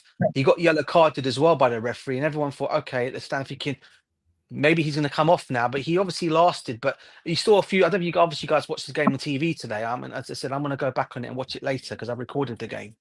But he did make a few mistakes today as well in the back. But thank God, it didn't cause it wasn't big issues or or big problems for us. But I have to say one thing though, going to a positive though, the pass of the season by far.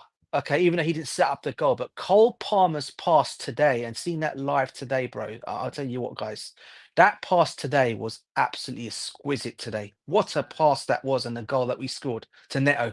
And the guy knew straight away what he was going to do at the ball, and what a pass that was. I'm telling you, it was like, wow, that's for me the pass of the season. And so far, I'm not saying because I'm a Chelsea fan, but seeing that pass, oh my days. And the goal he scored was offside. See the lead up to that goal, and what a finish it was as well. Again, it was Oh offside. gosh. But man, I tell you what, he was absolutely excellent today, Cole Palmer. And a goal in the second half.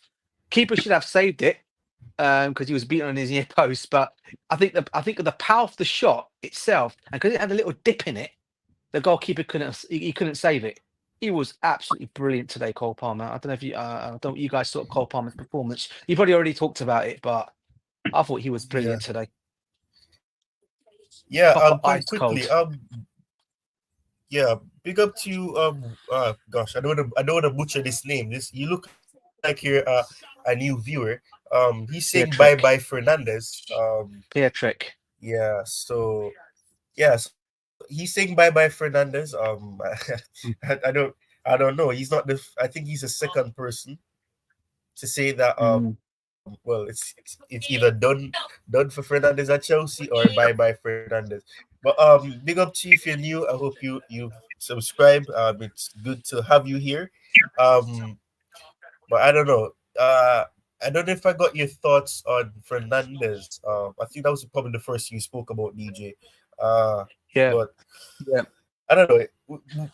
It goes back yeah, to what Bobby mentioned earlier about the fact of you can't have a set starting 11. yeah, I've always shared that sentiment as well because we see that when we're over reliant on certain players and then they, if for example they get an injury, the team drops off in quality. And and I don't yeah, want to sound like coach because I don't like coach makes me not like him even more now.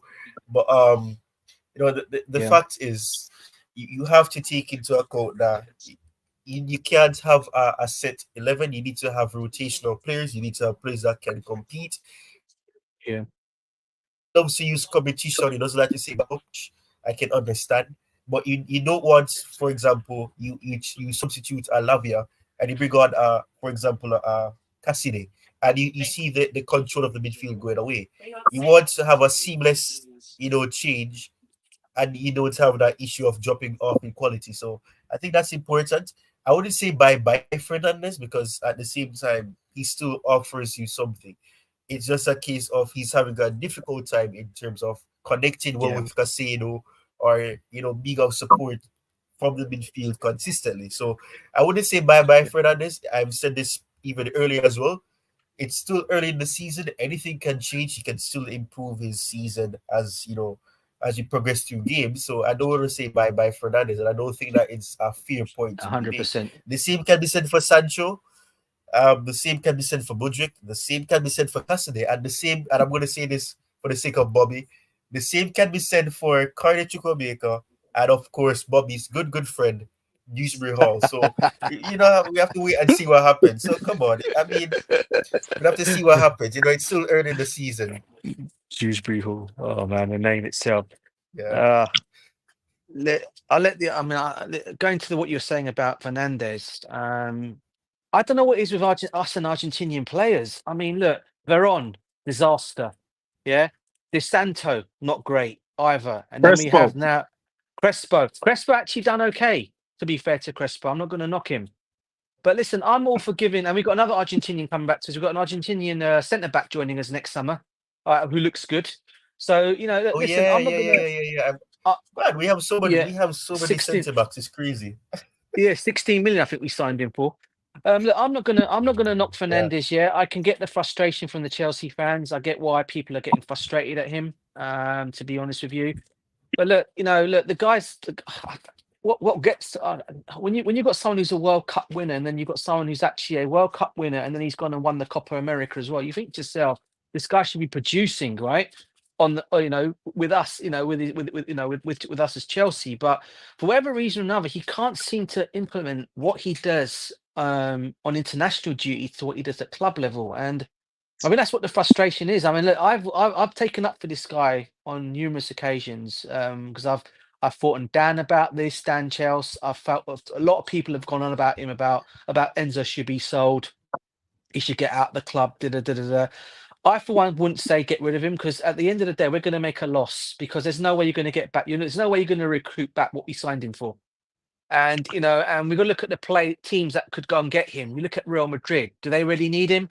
Modric, you could say maybe Modric is probably coming to the end of his career. Could he go in there and replace Modric? Possibility. But will Real Madrid spend that kind of money on Enzo Fernandez? Probably not. You look at Barcelona, the other club, again, they haven't got that money to go and lure him away from Chelsea to there because of their money situation isn't that great. Bayern Munich, do they need him? You look at Paris Saint-Germain, do they really need him? I mean, look at all these clubs that can lure him away. Manchester City, I probably would say, probably would be the only other club that could do it if an offer was to come in. But I personally would not write Enzo Fernandez off now.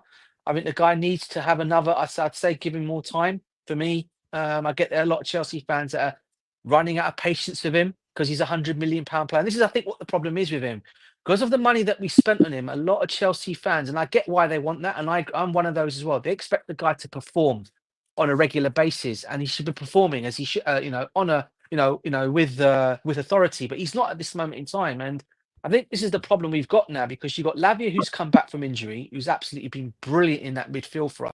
And again, he had another Sterling game today with Caicedo.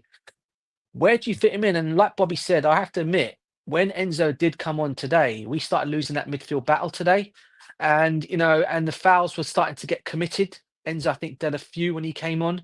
Um, you know, um, I think he even got booked, if I'm not mistaken, for time wasting, or did he get? Or was the other one who got booked? I can't remember. All right, but yeah, look, it's not a problem. I mean, he's going to play midweek. Let's be real here, guys. He's going to play in the community. He's going to play in the League Cup against Newcastle again. you know, and he could end up thriving in that. This is why I'm not going to say give up on him. But he needs to start performing, because he's going to be a problem in the summer, if not. And like Bobby said, Maresca's the kind of manager that will not, or coach that will not rely on players that are unreliable, and he won't care how much you cost. If you're not doing it for the team, you're going to basically go, or you won't play, or you'll be frozen out. Simple as that. And I hope that doesn't happen with Enzo. I hope it doesn't happen with Chukwuemeka either, because I think that'd be a big mistake with Chukwuemeka for me, to freeze these guys out. But I'll probably say give him a bit more time. Fans just need to be a little bit more patient with Enzo. I know the the money we spent on him, we should be performing better, but getting better performances out of him. But I think he'll come good. I just think it's just fitting him in that midfield, isn't it? But like you said, if what's his name comes back next season from Strasbourg, and he does really well for Santos, then Enzo's going to be there's going to be an issue there, because you also got Leslie as well, who's out on loan at Southampton. People have forgotten about him. He's going to come back as well. So it's where you're going to fit them all in. So let's see what happens on that situation. But yeah, it's going to be a tough one for the manager for next season, guys, and going forward for this remaining of the season. I'm gonna tell you guys something. If you know the history of the World Cup with South American players that you don't really know nothing about, where they burst on the scene in the World Cup, Yeah, tend to never do well after they make the move. yeah, Rodriguez, Real Madrid. Firmino, what's his name? The Colombian defender, the tall one, was at Everton. Barcelona. I don't can't Mina, remember his name Mina, right now. Mina, Mina. Mina. Yeah, Yeah, he went to after the World Cup. I think he went to Barcelona. Never live up to expectation. And there's a lot more there. Denilson from Brazil. Remember, they said he was one of the best dribbler in the world. After the World Cup, he made that big move to Spain. Never come to nothing. Riquelme, Riquelme, one of the best playmaker we see in the South American football. Went to Barcelona, the same thing, and the list goes on and on. So I think that it's not good to buy a player, and that's one of my main thing I was saying after the World Cup when we're trying to purchase this guy and go all the way out for him. That was one of the thing I was mainly look at, because after the World Cup bounce or rebounds or whatever we want to call it, it's always something tend to not work out for South American players. You know, it's it's sad to say it, because Enzo Fernandez, as I said earlier, he is a good player in his own way, but I just don't think the Premier League is fit for him. And I don't want to sit here and say that he's just a World Cup hype, player, because he definitely can get better. But it's gonna take a lot of work. And what I like with the coach, what he's doing right now, is not like last season when he was at his worst and he still try to force him into the team. And soon as he go do that surgery, then the Chelsea team start to advance. I see that Moresca sit early and take him out, and protect him, which I think he need a little bit of protection right now until he get up to speed. If he get up to speed, I'm not saying he's a bad player. I'm just saying that it's just hard to take with him right now.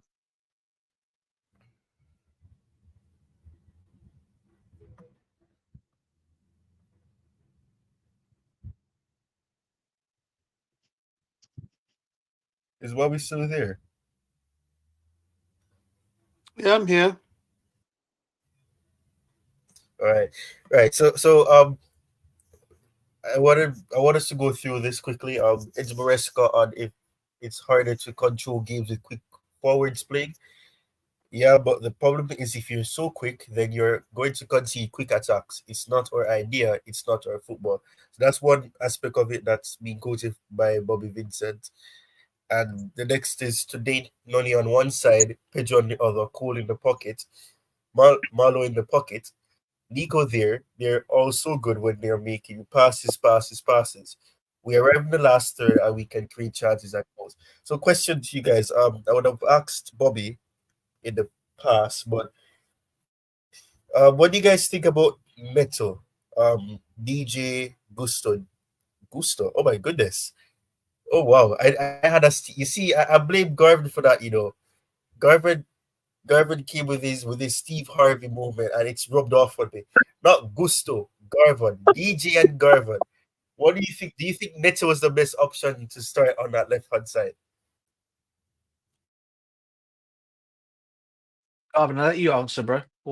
You can answer, brother. Yeah. Oh, yes, I think he was the best option because you can see that Neto is finally finding his feet into this team, and I think that it was the best option. Sancho is more likely a dribbler, or a link up player. But if you want to get at Newcastle, especially Livramento as a wing back, you have to have someone with speed because Livramento is not a turtle.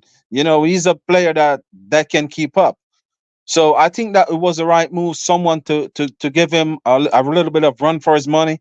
I think that was the right call, in my humble opinion. I think that if we use Sancho there, I think that we wouldn't stretch the defense line so much because Sancho gonna want to stop it, slow it down, and gibber a little bit more than Neto is one that's always looking to run behind. So I think that's the way you get at Newcastle is to find way to run behind, and Mariska find that out. So I think that it was the right call for me. And I think that right now Neto is proven, that he's getting there and he's ready to start. So you got nothing Madueke have to start to step up his game a little bit. Yeah, I have to agree with what Garvin is saying there because I thought Neto was absolutely. I mean, that race today between those two today, Livramento and Neto, was just excellent competition with the two of them today. Because I thought Livramento played his part as well today as a Newcastle player today. And a former Chelsea player, by the way, graduate. I thought they gave each other a tough time to each other today, but a few times though Neto did get the best of him, and that one time when I don't know if you guys saw that time when you could have scored when Neto hit the post from his header. He had Yes. beaten him. I think that one time he beat him in the air for that. It's just a shame he hit the post. Neto, I thought today was excellent. The only thing that missing from Neto's game today was a goal. But he was given that defence. Whether he popped up on the left and then when Madueke went out off, he went on the right. He was causing mayhem on both sides. For of the Newcastle defence for the fullbacks. But as the Livramento was also as Livramento was giving as good as he got as well. To be fair, on a few occasions as well. Um, but I have to say, going forward, yeah, I probably would go with Neto as that other winger. Obviously, Madueke is going to be. I think Madueke at this moment in time has got that right side to himself at this moment in time. I think it'd be nice for him to get some competition on that side. Um, whether you put Joao Felix there or whether you put obviously Cole Palmer that can always go there as well. But he does need some competition on there. But at this moment in time, you can't knock Madueke either. I mean, people say he had a quiet game today. He was doing his own little thing today. He was causing a few problems today. The only difference with Madueke in today was he just couldn't get his goal at the back of the net today, as he always does. 9 out of 10 times the guy scores a goal, but today he just didn't score. And but Neto, I'd say out of the two of them today was probably the better winger. And for me, yeah, I mean, going forward, I would start him ahead of Sancho on that left hand side for sure.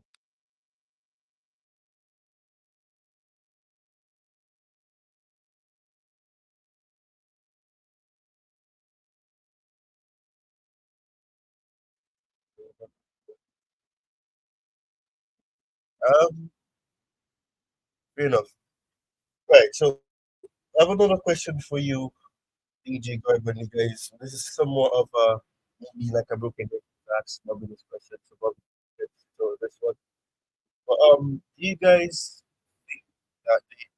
the way that we concede the goal that Newcastle got, do you think that is something that we need to look into? And as a matter of fact, I'm going to expand the question and so that Bobby can be involved. I've been mentioning Bernard Cueva, the set piece coach that we got from Brentford, who joined from Brentford. I know Tobago. I don't know if Tobago is still there, but I tweeted about it, and Tobago I did say because I was very frustrated. I did say that I think Bernardo was the wrong set piece coach that we got from Brentford because he's left there, and Brentford have looked as they've dropped the quality in terms of the set pieces. So um, what do you guys think about the way that we've been defending set pieces? And do you think that the way that we defended in this match, in terms of those set pieces, was good enough, or do you think we got lucky?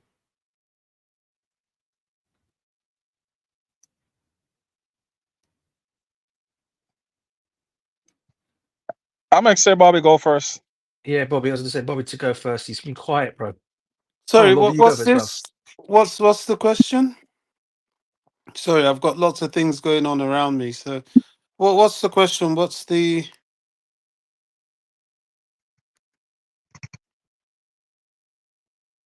question, Ty? Are you there, bro? I think you're on mute. Yes, I'm here. Yes, I'm here. I'm here. Bobby was just saying, what was the question again, bro? Oh, sorry. There was something playing in my background, and I was wondering what it was. Sorry. So I was saying that I was asking about Bernardo Cueva. Your thoughts on him as a set piece coach? Do you think that defensively we've been doing well since he's come in? Do you think that the way that we defended today was testament to the fact that he came in because he's very much involved? It's not a case where he's being phased out or because it's a different coach that he's coming under, because at that time would have been the ex manager that that appointment would have been anticipated with. So do you think that we've done better since his addition to the coaching staff for set pieces?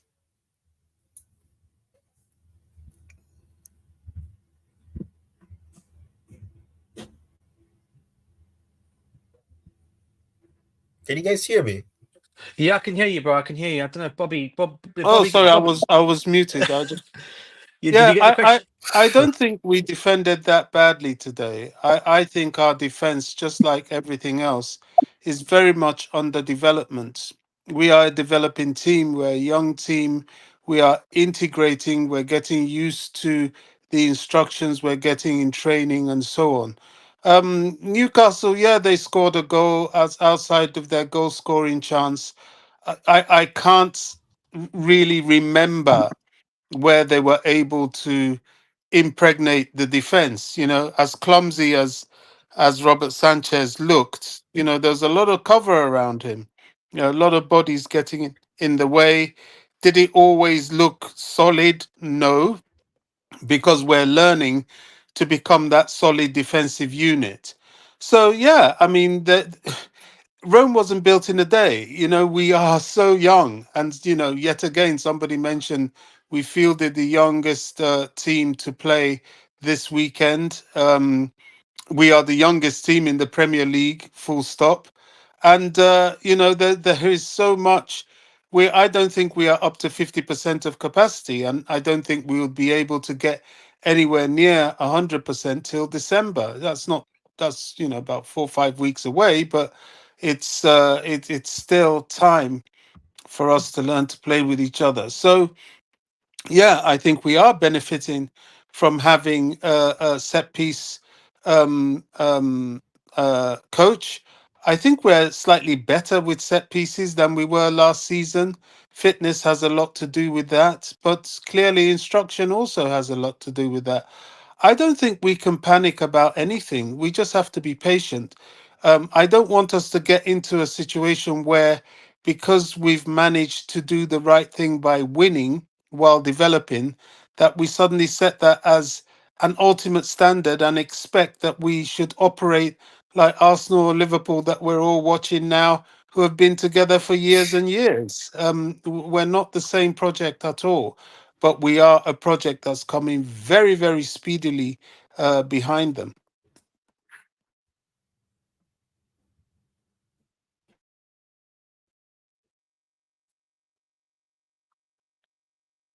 Go ahead. Yeah. For me, someone who played the game, and I think with the set piece coach, I think is a good addition, and I think set plays is normally take time. To be quite honest, probably like 2 seasons. If we're supposed to be honest, Arsenal just started really show a lot.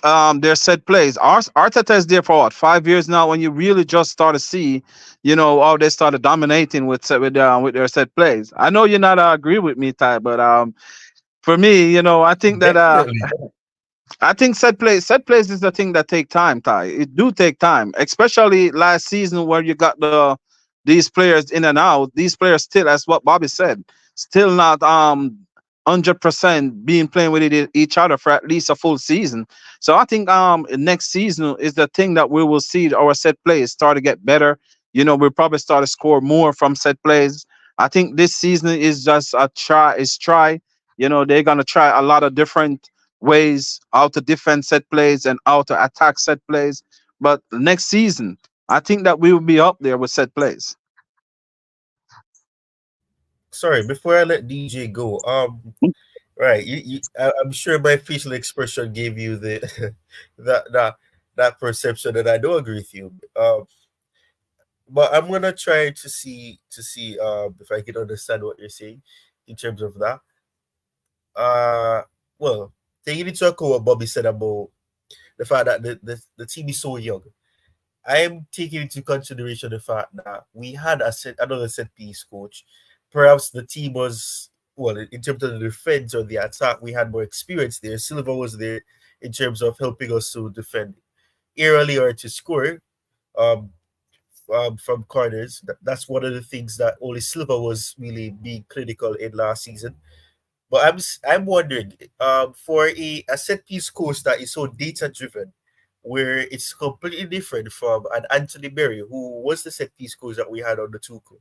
Um, it didn't take 2 seasons for that. It took relatively, I think, what, 4 months or something like that. So I'm wondering, is it a case where you're saying that it's because the team's young, or is it a case where because he's a set piece coach, it's going to take a while? Because I am reflecting on the fact that we had another set piece coach and we actually saw some improvement. We could see strategies, and right now I'm seeing the same old thing. And I spoke about this on a watch along I was on for this match prior, and I said that one of the issues that I was seeing is that the way that they line up, the way that they're positioned for free kicks, for example, or a corner kick. You have a lot of times where they're crowding certain areas. For example, you have four players in the middle, and then they're colliding with each other. Then you have two players that are on the right post, and then you have two that are on the left post. And then it's the next thing that you have to take into account is the fact that the way that they take the corners as well, the crosses into the box, they don't, most of the time they beat the first man fine, but they're also in a position where the goalkeeper can just come out and claim them. So my question to you and to DJ as well, is it a case where because it's a new set piece coach, or is it a case where he's is it a case where the team is just young and he's simply trying to get an understanding of them, considering the fact that he's data driven more than anything else? I think for me, I think it's both, mate. I mean, what you're saying is spot on, because I think Anthony Barry done pretty well for us when he was there, because you could see from when he was there what we achieved and what we done, just from set pieces only. And gone are the days, I remember, and Bobby can go back on this as well with me. Gone are the days when you used to have William Gallas, John Terry, Ricardo Carvalho, all in competition of who gets the most goals from set pieces on corner kicks, because we don't actually have that now. Because I think we had how many corners going to the box today? and not one of our players got a proper head on it today. The way the balls were in today, it was either cleared away by the Newcastle defence or the goalkeeper would be punching it away. But not a single one of our players really got a flick on, or I think there was only one situation where Fofana almost got his head to it, but I think it was taken by the goalkeeper, or he was pushed out of the way by the defence before he could get to it. But I think set pieces do play a major part because, as I said, on both sides of the pitch, as we all know, because we didn't concede today, which was great from any set piece, because everyone was thinking with that big guy they had in their defence today, Burn, like 6'7", this guy is, right, yeah, whatever it is. Everyone thought we were going to be beaten aerially in the air today, but to be fair, they marked him pretty well, and they couldn't really get any of them. Mind you, having said all that, I have to say one thing: Newcastle set pieces from corner kicks was absolutely crap. I have to say, because they hardly got anything hardly caused any issues for us today. But it was also the same thing with Chelsea. We caused them no problems.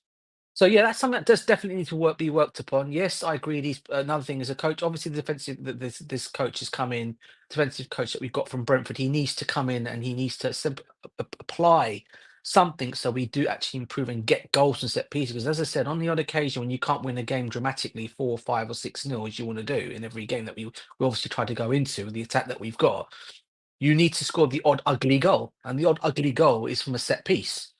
And you need your players who are aerially good in the air to get their heads to them. So that's something, yes, that does need to be worked upon. I think Thiago. I think obviously since Thiago Silva's left the team, we've already had no one really who scored from any header goals. I think he was the one mainly getting our goals from headers. But at this moment in time, we don't really have anyone. I can't think of any game this season, and everyone can correct me in the comments, or I can think of that we've actually scored a heading goal from a set piece. I don't think we've done that at all this season, at all. So that is something that I think, I 100% think we did. needs to be. Did we? I can't remember if we did from any corners. I can't remember if we have. I can't think of a I'm game. sure, or is it last season? It might have I'm been so, last I'm Not season, sure. not bro. not this season. Not this Not this season at all. season. I thought it was not this season at all. We've This is been what I'm saying. very good with that. Yeah, and I think that's something we corner need to. kicks. Yeah, I've not seen us score a goal from any set pieces from corners this season. We may have had flick-ons here and there or headers over the bar, but I've not seen us score a goal. I think anyone in the No, comments might be able to I'm remind me. I don't know if we have. Wolves. Because I'm Who's literally that one? seeing the goal that Jackson scored a head. What was it? Which goal? Which match was? I think yes, it was Jackson. It's not the goal we The Wolves. scored. He's talking about what we have conceded. We have not Yeah. conceded Oh, anything okay, from a set play. Yeah, bro. Sorry. okay. Yeah, we've not conceded. I can't think of any that we've conceded from set plays. So obviously it's Uh, working. Whatever uh, I uh, can't think of any. I can't think of any game that comes to no, me where we've actually no. conceded from there. Maybe someone in the comments can. Ah, I know we scored from one from the corner with Jackson's goal, but the one from anything against us, I've not seen this season, and I'll go and watch them regularly. I've not seen it at Stamford Bridge anyway. Away from home as well, I've not seen it either. When I watch the away games, I've not seen it. But this is anyway, stressing but me out what? now I'm seeing I'm seeing a couple of them, but I'm wondering if it's last 2-2, season or mate. this season. Roll or Mo Salah, 2-2. 2-2, mate. 2-2. Keep it that way. Wow, Anyway, yeah. wow. So yeah, but yeah, I get. But what you're saying now is true. Though we also need to score from. We need to also try and get more goals from set pieces. I think we've only got the one. I think as well, as you said, with Jackson's goal. But like I said, there are certain times in games, where you need to get the ugly goal. Especially you don't score a goal from the full 90 minutes. You don't win it from outfield play. So you need it from a set piece. And sometimes it'd be nice to have that. I miss them days, bro. John Terry, Ricardo Carvalho, Marcel Desailly, go back as far as saying Frank Leboeuf. These guys, Gus Poyet, these guys used to score goals from us from set pieces, man. We just don't have we do at this moment in time. I don't think we've got that at this moment in time. I remember, Bobby, you would remember this, bro. Remember the competition the three used to have at the back? Gallus and Terry and Carvalho. They used to always have it in competition who scores the most goals from set pieces. We've not had that for a while, and it'd be nice to get that back into the team and then fold again. And I think it needs work on, and I think we'll get there. But it has lacked a little bit this season. I'm not going to lie to you in terms of that. To answer your question, bro. Yeah, I mean that's a matter of time. As I keep Mm, saying, we are a development in progress, yeah, and this team is not the finished article at all. We are going to get there, and these things will come. You can see from set pieces we are more threatening. Remember, we're yeah, trying to integrate and find the rhythm of all yeah, four of our centre backs in various competitions, and that will take time. And those sort of situations, being able to take advantage of them will take its time as well. But I have no doubt that it's going to happen. yeah. I agree with that as well. It will happen eventually, for sure. Yes, Garvin. I hope you don't feel bad about the fact I disagree with you because we usually agree. I kind of feel bad though because I'm used to agree with you, Garvin. But yeah, No problem, man. No problem. all right. Well, I wanted to mention this because I spoke to Bobby about this, but DJ Garvin, um, do you think that it was the right decision to play Reece James in the beginning on the left hand side because he was inverting and all that? Do you think it was the best decision to have started James on the left? For me, yes. Because and my reason why, if you're gonna switch Cole Palmer to to the um to the left end of the midfield, you're gonna need the likes of a Reece James there to cover for him. So therefore, because we're not gonna get as much defensive work from Cole Palmer. So you're gonna always have to have someone who know when Cole Palmer go to fill those space. And I think Reece James was the best option to use there because of those in swinging pass that Reece James can make. If you remember when he went to Ipswich, no, we went to in the Wigan. I think it was Wigan, right in the Championship when he was playing as a midfield. He used to play on the left side of the midfield. So when he go inside, he can switch the ball, from that side to the other side really really quick and accurate. So I think it was the best move for me because he already played that something similar, back in the in his younger days. So I think it was something that Mariska, do purposely, to kind of switch the play as quick as possible to get Nutty Madueke one on one with that young guy that leave us not what's his name again, all. So I think it was a tactical decision from him, and it was well spot on. Yeah, I have to go along How with what about you, Garvin has DJ? said there as well. I have to go along with I thought actually was a good. I think originally, I think the reason why I think we've got to remember, I think the reason why originally Reece James played at left back today, guys, is because I got the feeling Maresca thought that Anthony Gordon was starting this game. And I think the reason why he put Reece on the left because he probably thought Anthony Gordon would be too much for Reece James, especially now at this moment in time where he's just come back from that injury, and the last thing he wants him to try and basically do is more or less be could get injured again with Anthony Gordon's pace and power, what this kid can do as well. That's why I think he originally done that choice of putting Reece on the left and playing Gusto in his more rightful position. I thought Reece James was absolutely brilliant. Apart from that one thing he did today was the only mistake he made today, and he didn't make a call when they equalised their goal. Because had he given that shout to Levi, you bet your bottom dollar bill Levi would have got back. Then that goal would have not happened. Yeah, and I think he must have thought. I think they all thought that it was going to be an offside goal. That's why no one made the shout. But unfortunately, VAR checked it, and it turned out to be that it was not offside. And obviously, Isak got his goal. So I think that's the only reason why I think Reece James played in that position. But I have to say, after that one little thing, I thought he was absolutely brilliant at left back today. I thought he'd done very well. He done that one. I remember that one time he'd done a nice little pass and almost started an attack off to Cole Palmer, which almost started an attack. But unfortunately, Newcastle put the ball. It was offside. One of the two. I think someone was. I think it might have been Jackson. Someone was offside. But he played a beautiful pass and from there to start off an attack. And I thought he was excellent today. And then when he went back to his rightful I need position I at need right to back, drop, guys. Sorry, I have to oh, just drop. I'm sorry. Got stuff I've got to get on with right now, oh, please. oh, do you want to go? No, Do you let no Bobby talk worries, then, man. No bro? worries. No, I'm Bob, I'm good. I just uh, need to drop. I'll what's your try bro? and come back, Okay, but bro. I've got stuff I've got to attend All right, to. bro. Okay, bro. Speak to you Nice, No later. problem. Thanks No for nice problem. having chatting to me. you, Bobby. Take care. Big No up to you, problem. Bobby. Yeah, no problem, Bobby. No problem. Yeah, I thought he done pretty well there today, Ty. And obviously afterwards, when he was shifted back to his rightful position, he done well there again. And let's be real here. I think everyone was surprised he finished the full 90 game. He finished the game in the full 90 minutes. But that means he's not going to play. He's not going to play any part. He's not going to play any part on Wednesday, in the League Cup. So I think that's why he completed his 90 minutes today. But I thought he done very well today on both sides, and that's another option, isn't it? Because you got Gusto who can play on that side if need be. Now you got Reece James who can play on that side if need be. So they're good options to have, aren't they?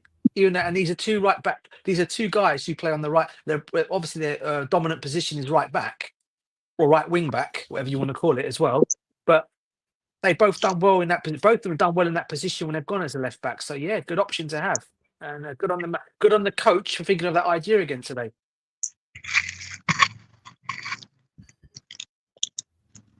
Yes, yes. Right. So you guys have answered that question. So by the way, I was supposed to say this, and I think we can wrap up after this. Yet again, we were able to score a goal in the early stages of the second half. I don't know what Maresca is telling the players at halftime. I don't know what he says in the halftime team talk, but this is I believe this is the fourth match in a row that we've managed to see the team come out and immediately score a goal after a good pattern of play. So I think we discussed this at length on Thursday, BJ. What do you think? What do you think could potentially be the reasoning behind that? It's more or less wake up and go and get the game finished and done. That's basically what it is. That is that thing, because there's no way Newcastle should have gone into that game at 1-1 at half time. Let's be real here, guys. Yeah, they hardly created anything, and what happened was like I thought they got a goal. You know, when they were not even on top. They just came along and got an equaliser, and it was the same thing in the second half.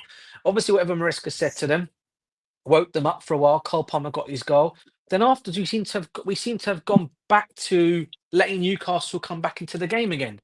So it wasn't as dominant as we'd like it to, because then you see the scoreline says it all 2-1.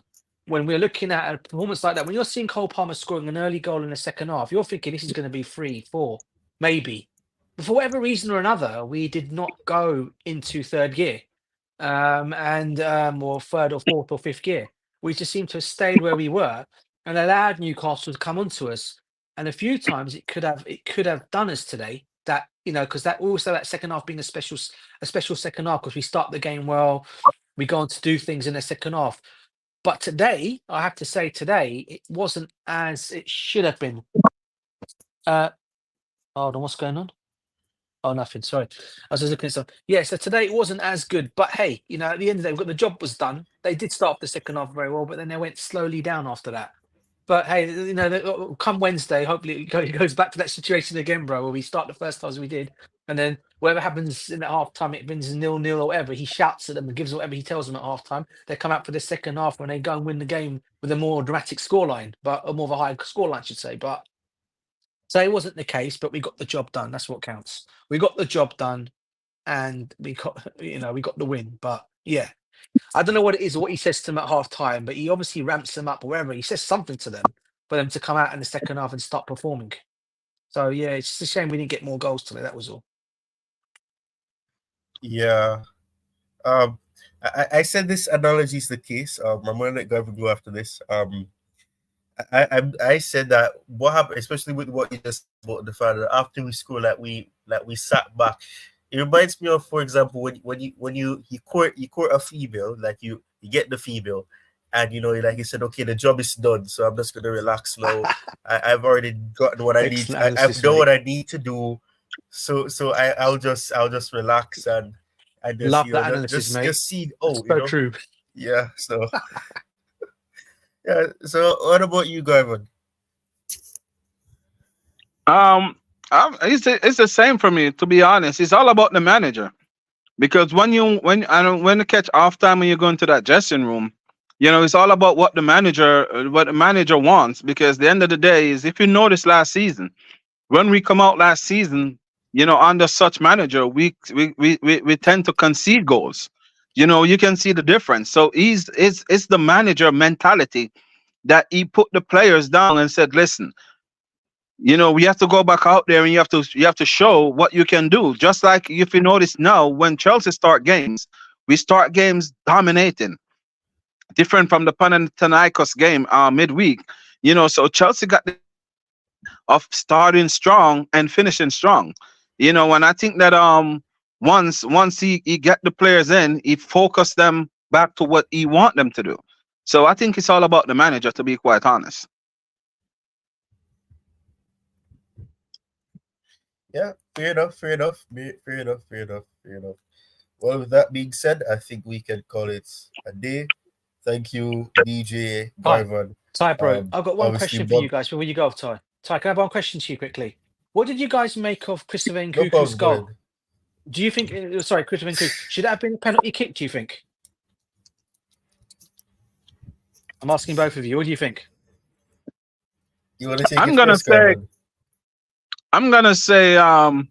when I see it at first, I was saying it was a clear penalty, but after you see the replay, there was a touch there, but he wasn't trying to jag him or nothing. So I think it was a soft one, to be quite honest. If they did give it, Yeah, yeah.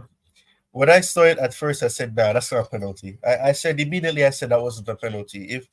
If that was Chelsea, I would be very upset. So I looked at it, especially when I saw the replay. I said, "No, this is not a penalty," and I was wondering why they were taking so long, to review it, because I didn't see it as a penalty. I think it was soft. I think it would have been harsh to give a penalty. I mean, it would have been fantastic if he got it. Obviously, would have got a more comfortable win, because after that, it did not get easy. The match became more intense. I kept I kept feeling tense, because I was saying they had the ball here. James had to be clear the ball. The ball hit James on his foot. So if it was a case where it was given, I would have been upset from a Newcastle perspective, which ironically, you know what I'm gonna say, DJ, but I'm probably not gonna say it now, because I don't want people to start unsubscribing. So I'll let Yeah, I I'll know let what you're I'll going to let say. I'll let it. Yeah, let me Fair let it enough. stay right there. And you know what's so Fair enough, crazy bro. though? People are coming in every time that I'm about to end the stream. People are starting to come back on. I don't get it. I don't understand what's going on. People always start joining the stream when I'm about to end the show. But if you know everything else to say, Garvan, or if that's it, DJ, I think we can call it a day. Right. No, I'm good, man. Thanks for having me on, bro, as always. Garvin, it's always a pleasure chatting to you about All right. football, bro, as always, always. always a Yeah. pleasure, bro. But I need to stop calling you Dante. Yeah, that's all right, bro. Believe me, no Yes, offense taken. And exactly. Dante in the comments, don't, I'm not taking offense to that name. Your name's a cool name, yeah. So I might as well Yeah, I just tell know, you that but now. I know I In the got two comments. sons. I don't know if I Yeah, I told know, you this bro. before, but I You got did. two sons. One is Dante and one is DJ, but Dante still live with me. So Yeah, Dante is the one that is here 24/7. So the Dante just easier to come. Big up Dante. He's here right there in the chat too. he is. He is. Big up to him. Yeah. Yeah. Uh, Nah. Nah, yeah. listen, thanks again, Tazza. Big up to everyone in the comments as well. You guys know what to do in the comments. Smash the like and subscribe to the channel. I've said it to you guys on numerous occasions that are in the chat. This guy's analysis on on Chelsea in general and the plays that when we're going for the plays that we're looking at or buying. Just go and watch this guy's videos, mate. He tells you every single analysis on that player. So you guys will be mad not to subscribe to the channel or hit a like button when you come on. So please continue to do that. Make this channel grow high in the community. All right. You heard it here first from DJ Sav. He's a veteran on this channel. Actually, he was one of the first. Actually, wow, he was actually you. I think you. I don't know who else. You were the first person on this channel when I rebranded. You were the first person. I did a stream for the first Yeah, video, and you were actually remember, one of the bro. first persons on the panel. Yeah. Nah, So it's yeah, a you're a pleasure, bro. veteran It's of a the pleasure, channel mate. as well. So yeah. It's great. All It's right. great to be So part of a great channel, bro. Thank you. yeah. Right. So with that being said, thank you to everybody. Tobago was here. He was here with this account. He was here with the coolest shows podcast Big up account. Tobago. Subscribe Big to up him. Tobago. Follow yeah, yeah. Follow DJ as well. I know DJ is a person that really does that, but still give him a follow. He's an excellent panelist to have. Garvin already. You can subscribe to Garvin. Let me see if I can find the link. Yeah, right here. So subscribe to GMC Garvin. You can follow Bobby as well. Uh but yeah, big up to Jesus is King. I love that. I love that username. Victor, It's a quality Ray name. was I here. love Owen it. Hart. Yeah, yeah. Big up to Rosie who was here as well. Dante who was of course here, and everybody else was here as well. Roderick. Um, but it was a good show. I went longer than I said actually was going to. We actually sat here for an additional hour, but it was a pleasure having you guys, and up the shows. It was a good win, and 3 points, and hopefully, I was really hoping Liverpool could get the job done, so we could be ahead of Arsenal. But the match ends right as soon as I said that as well. So cheers, guys, and thanks for watching again.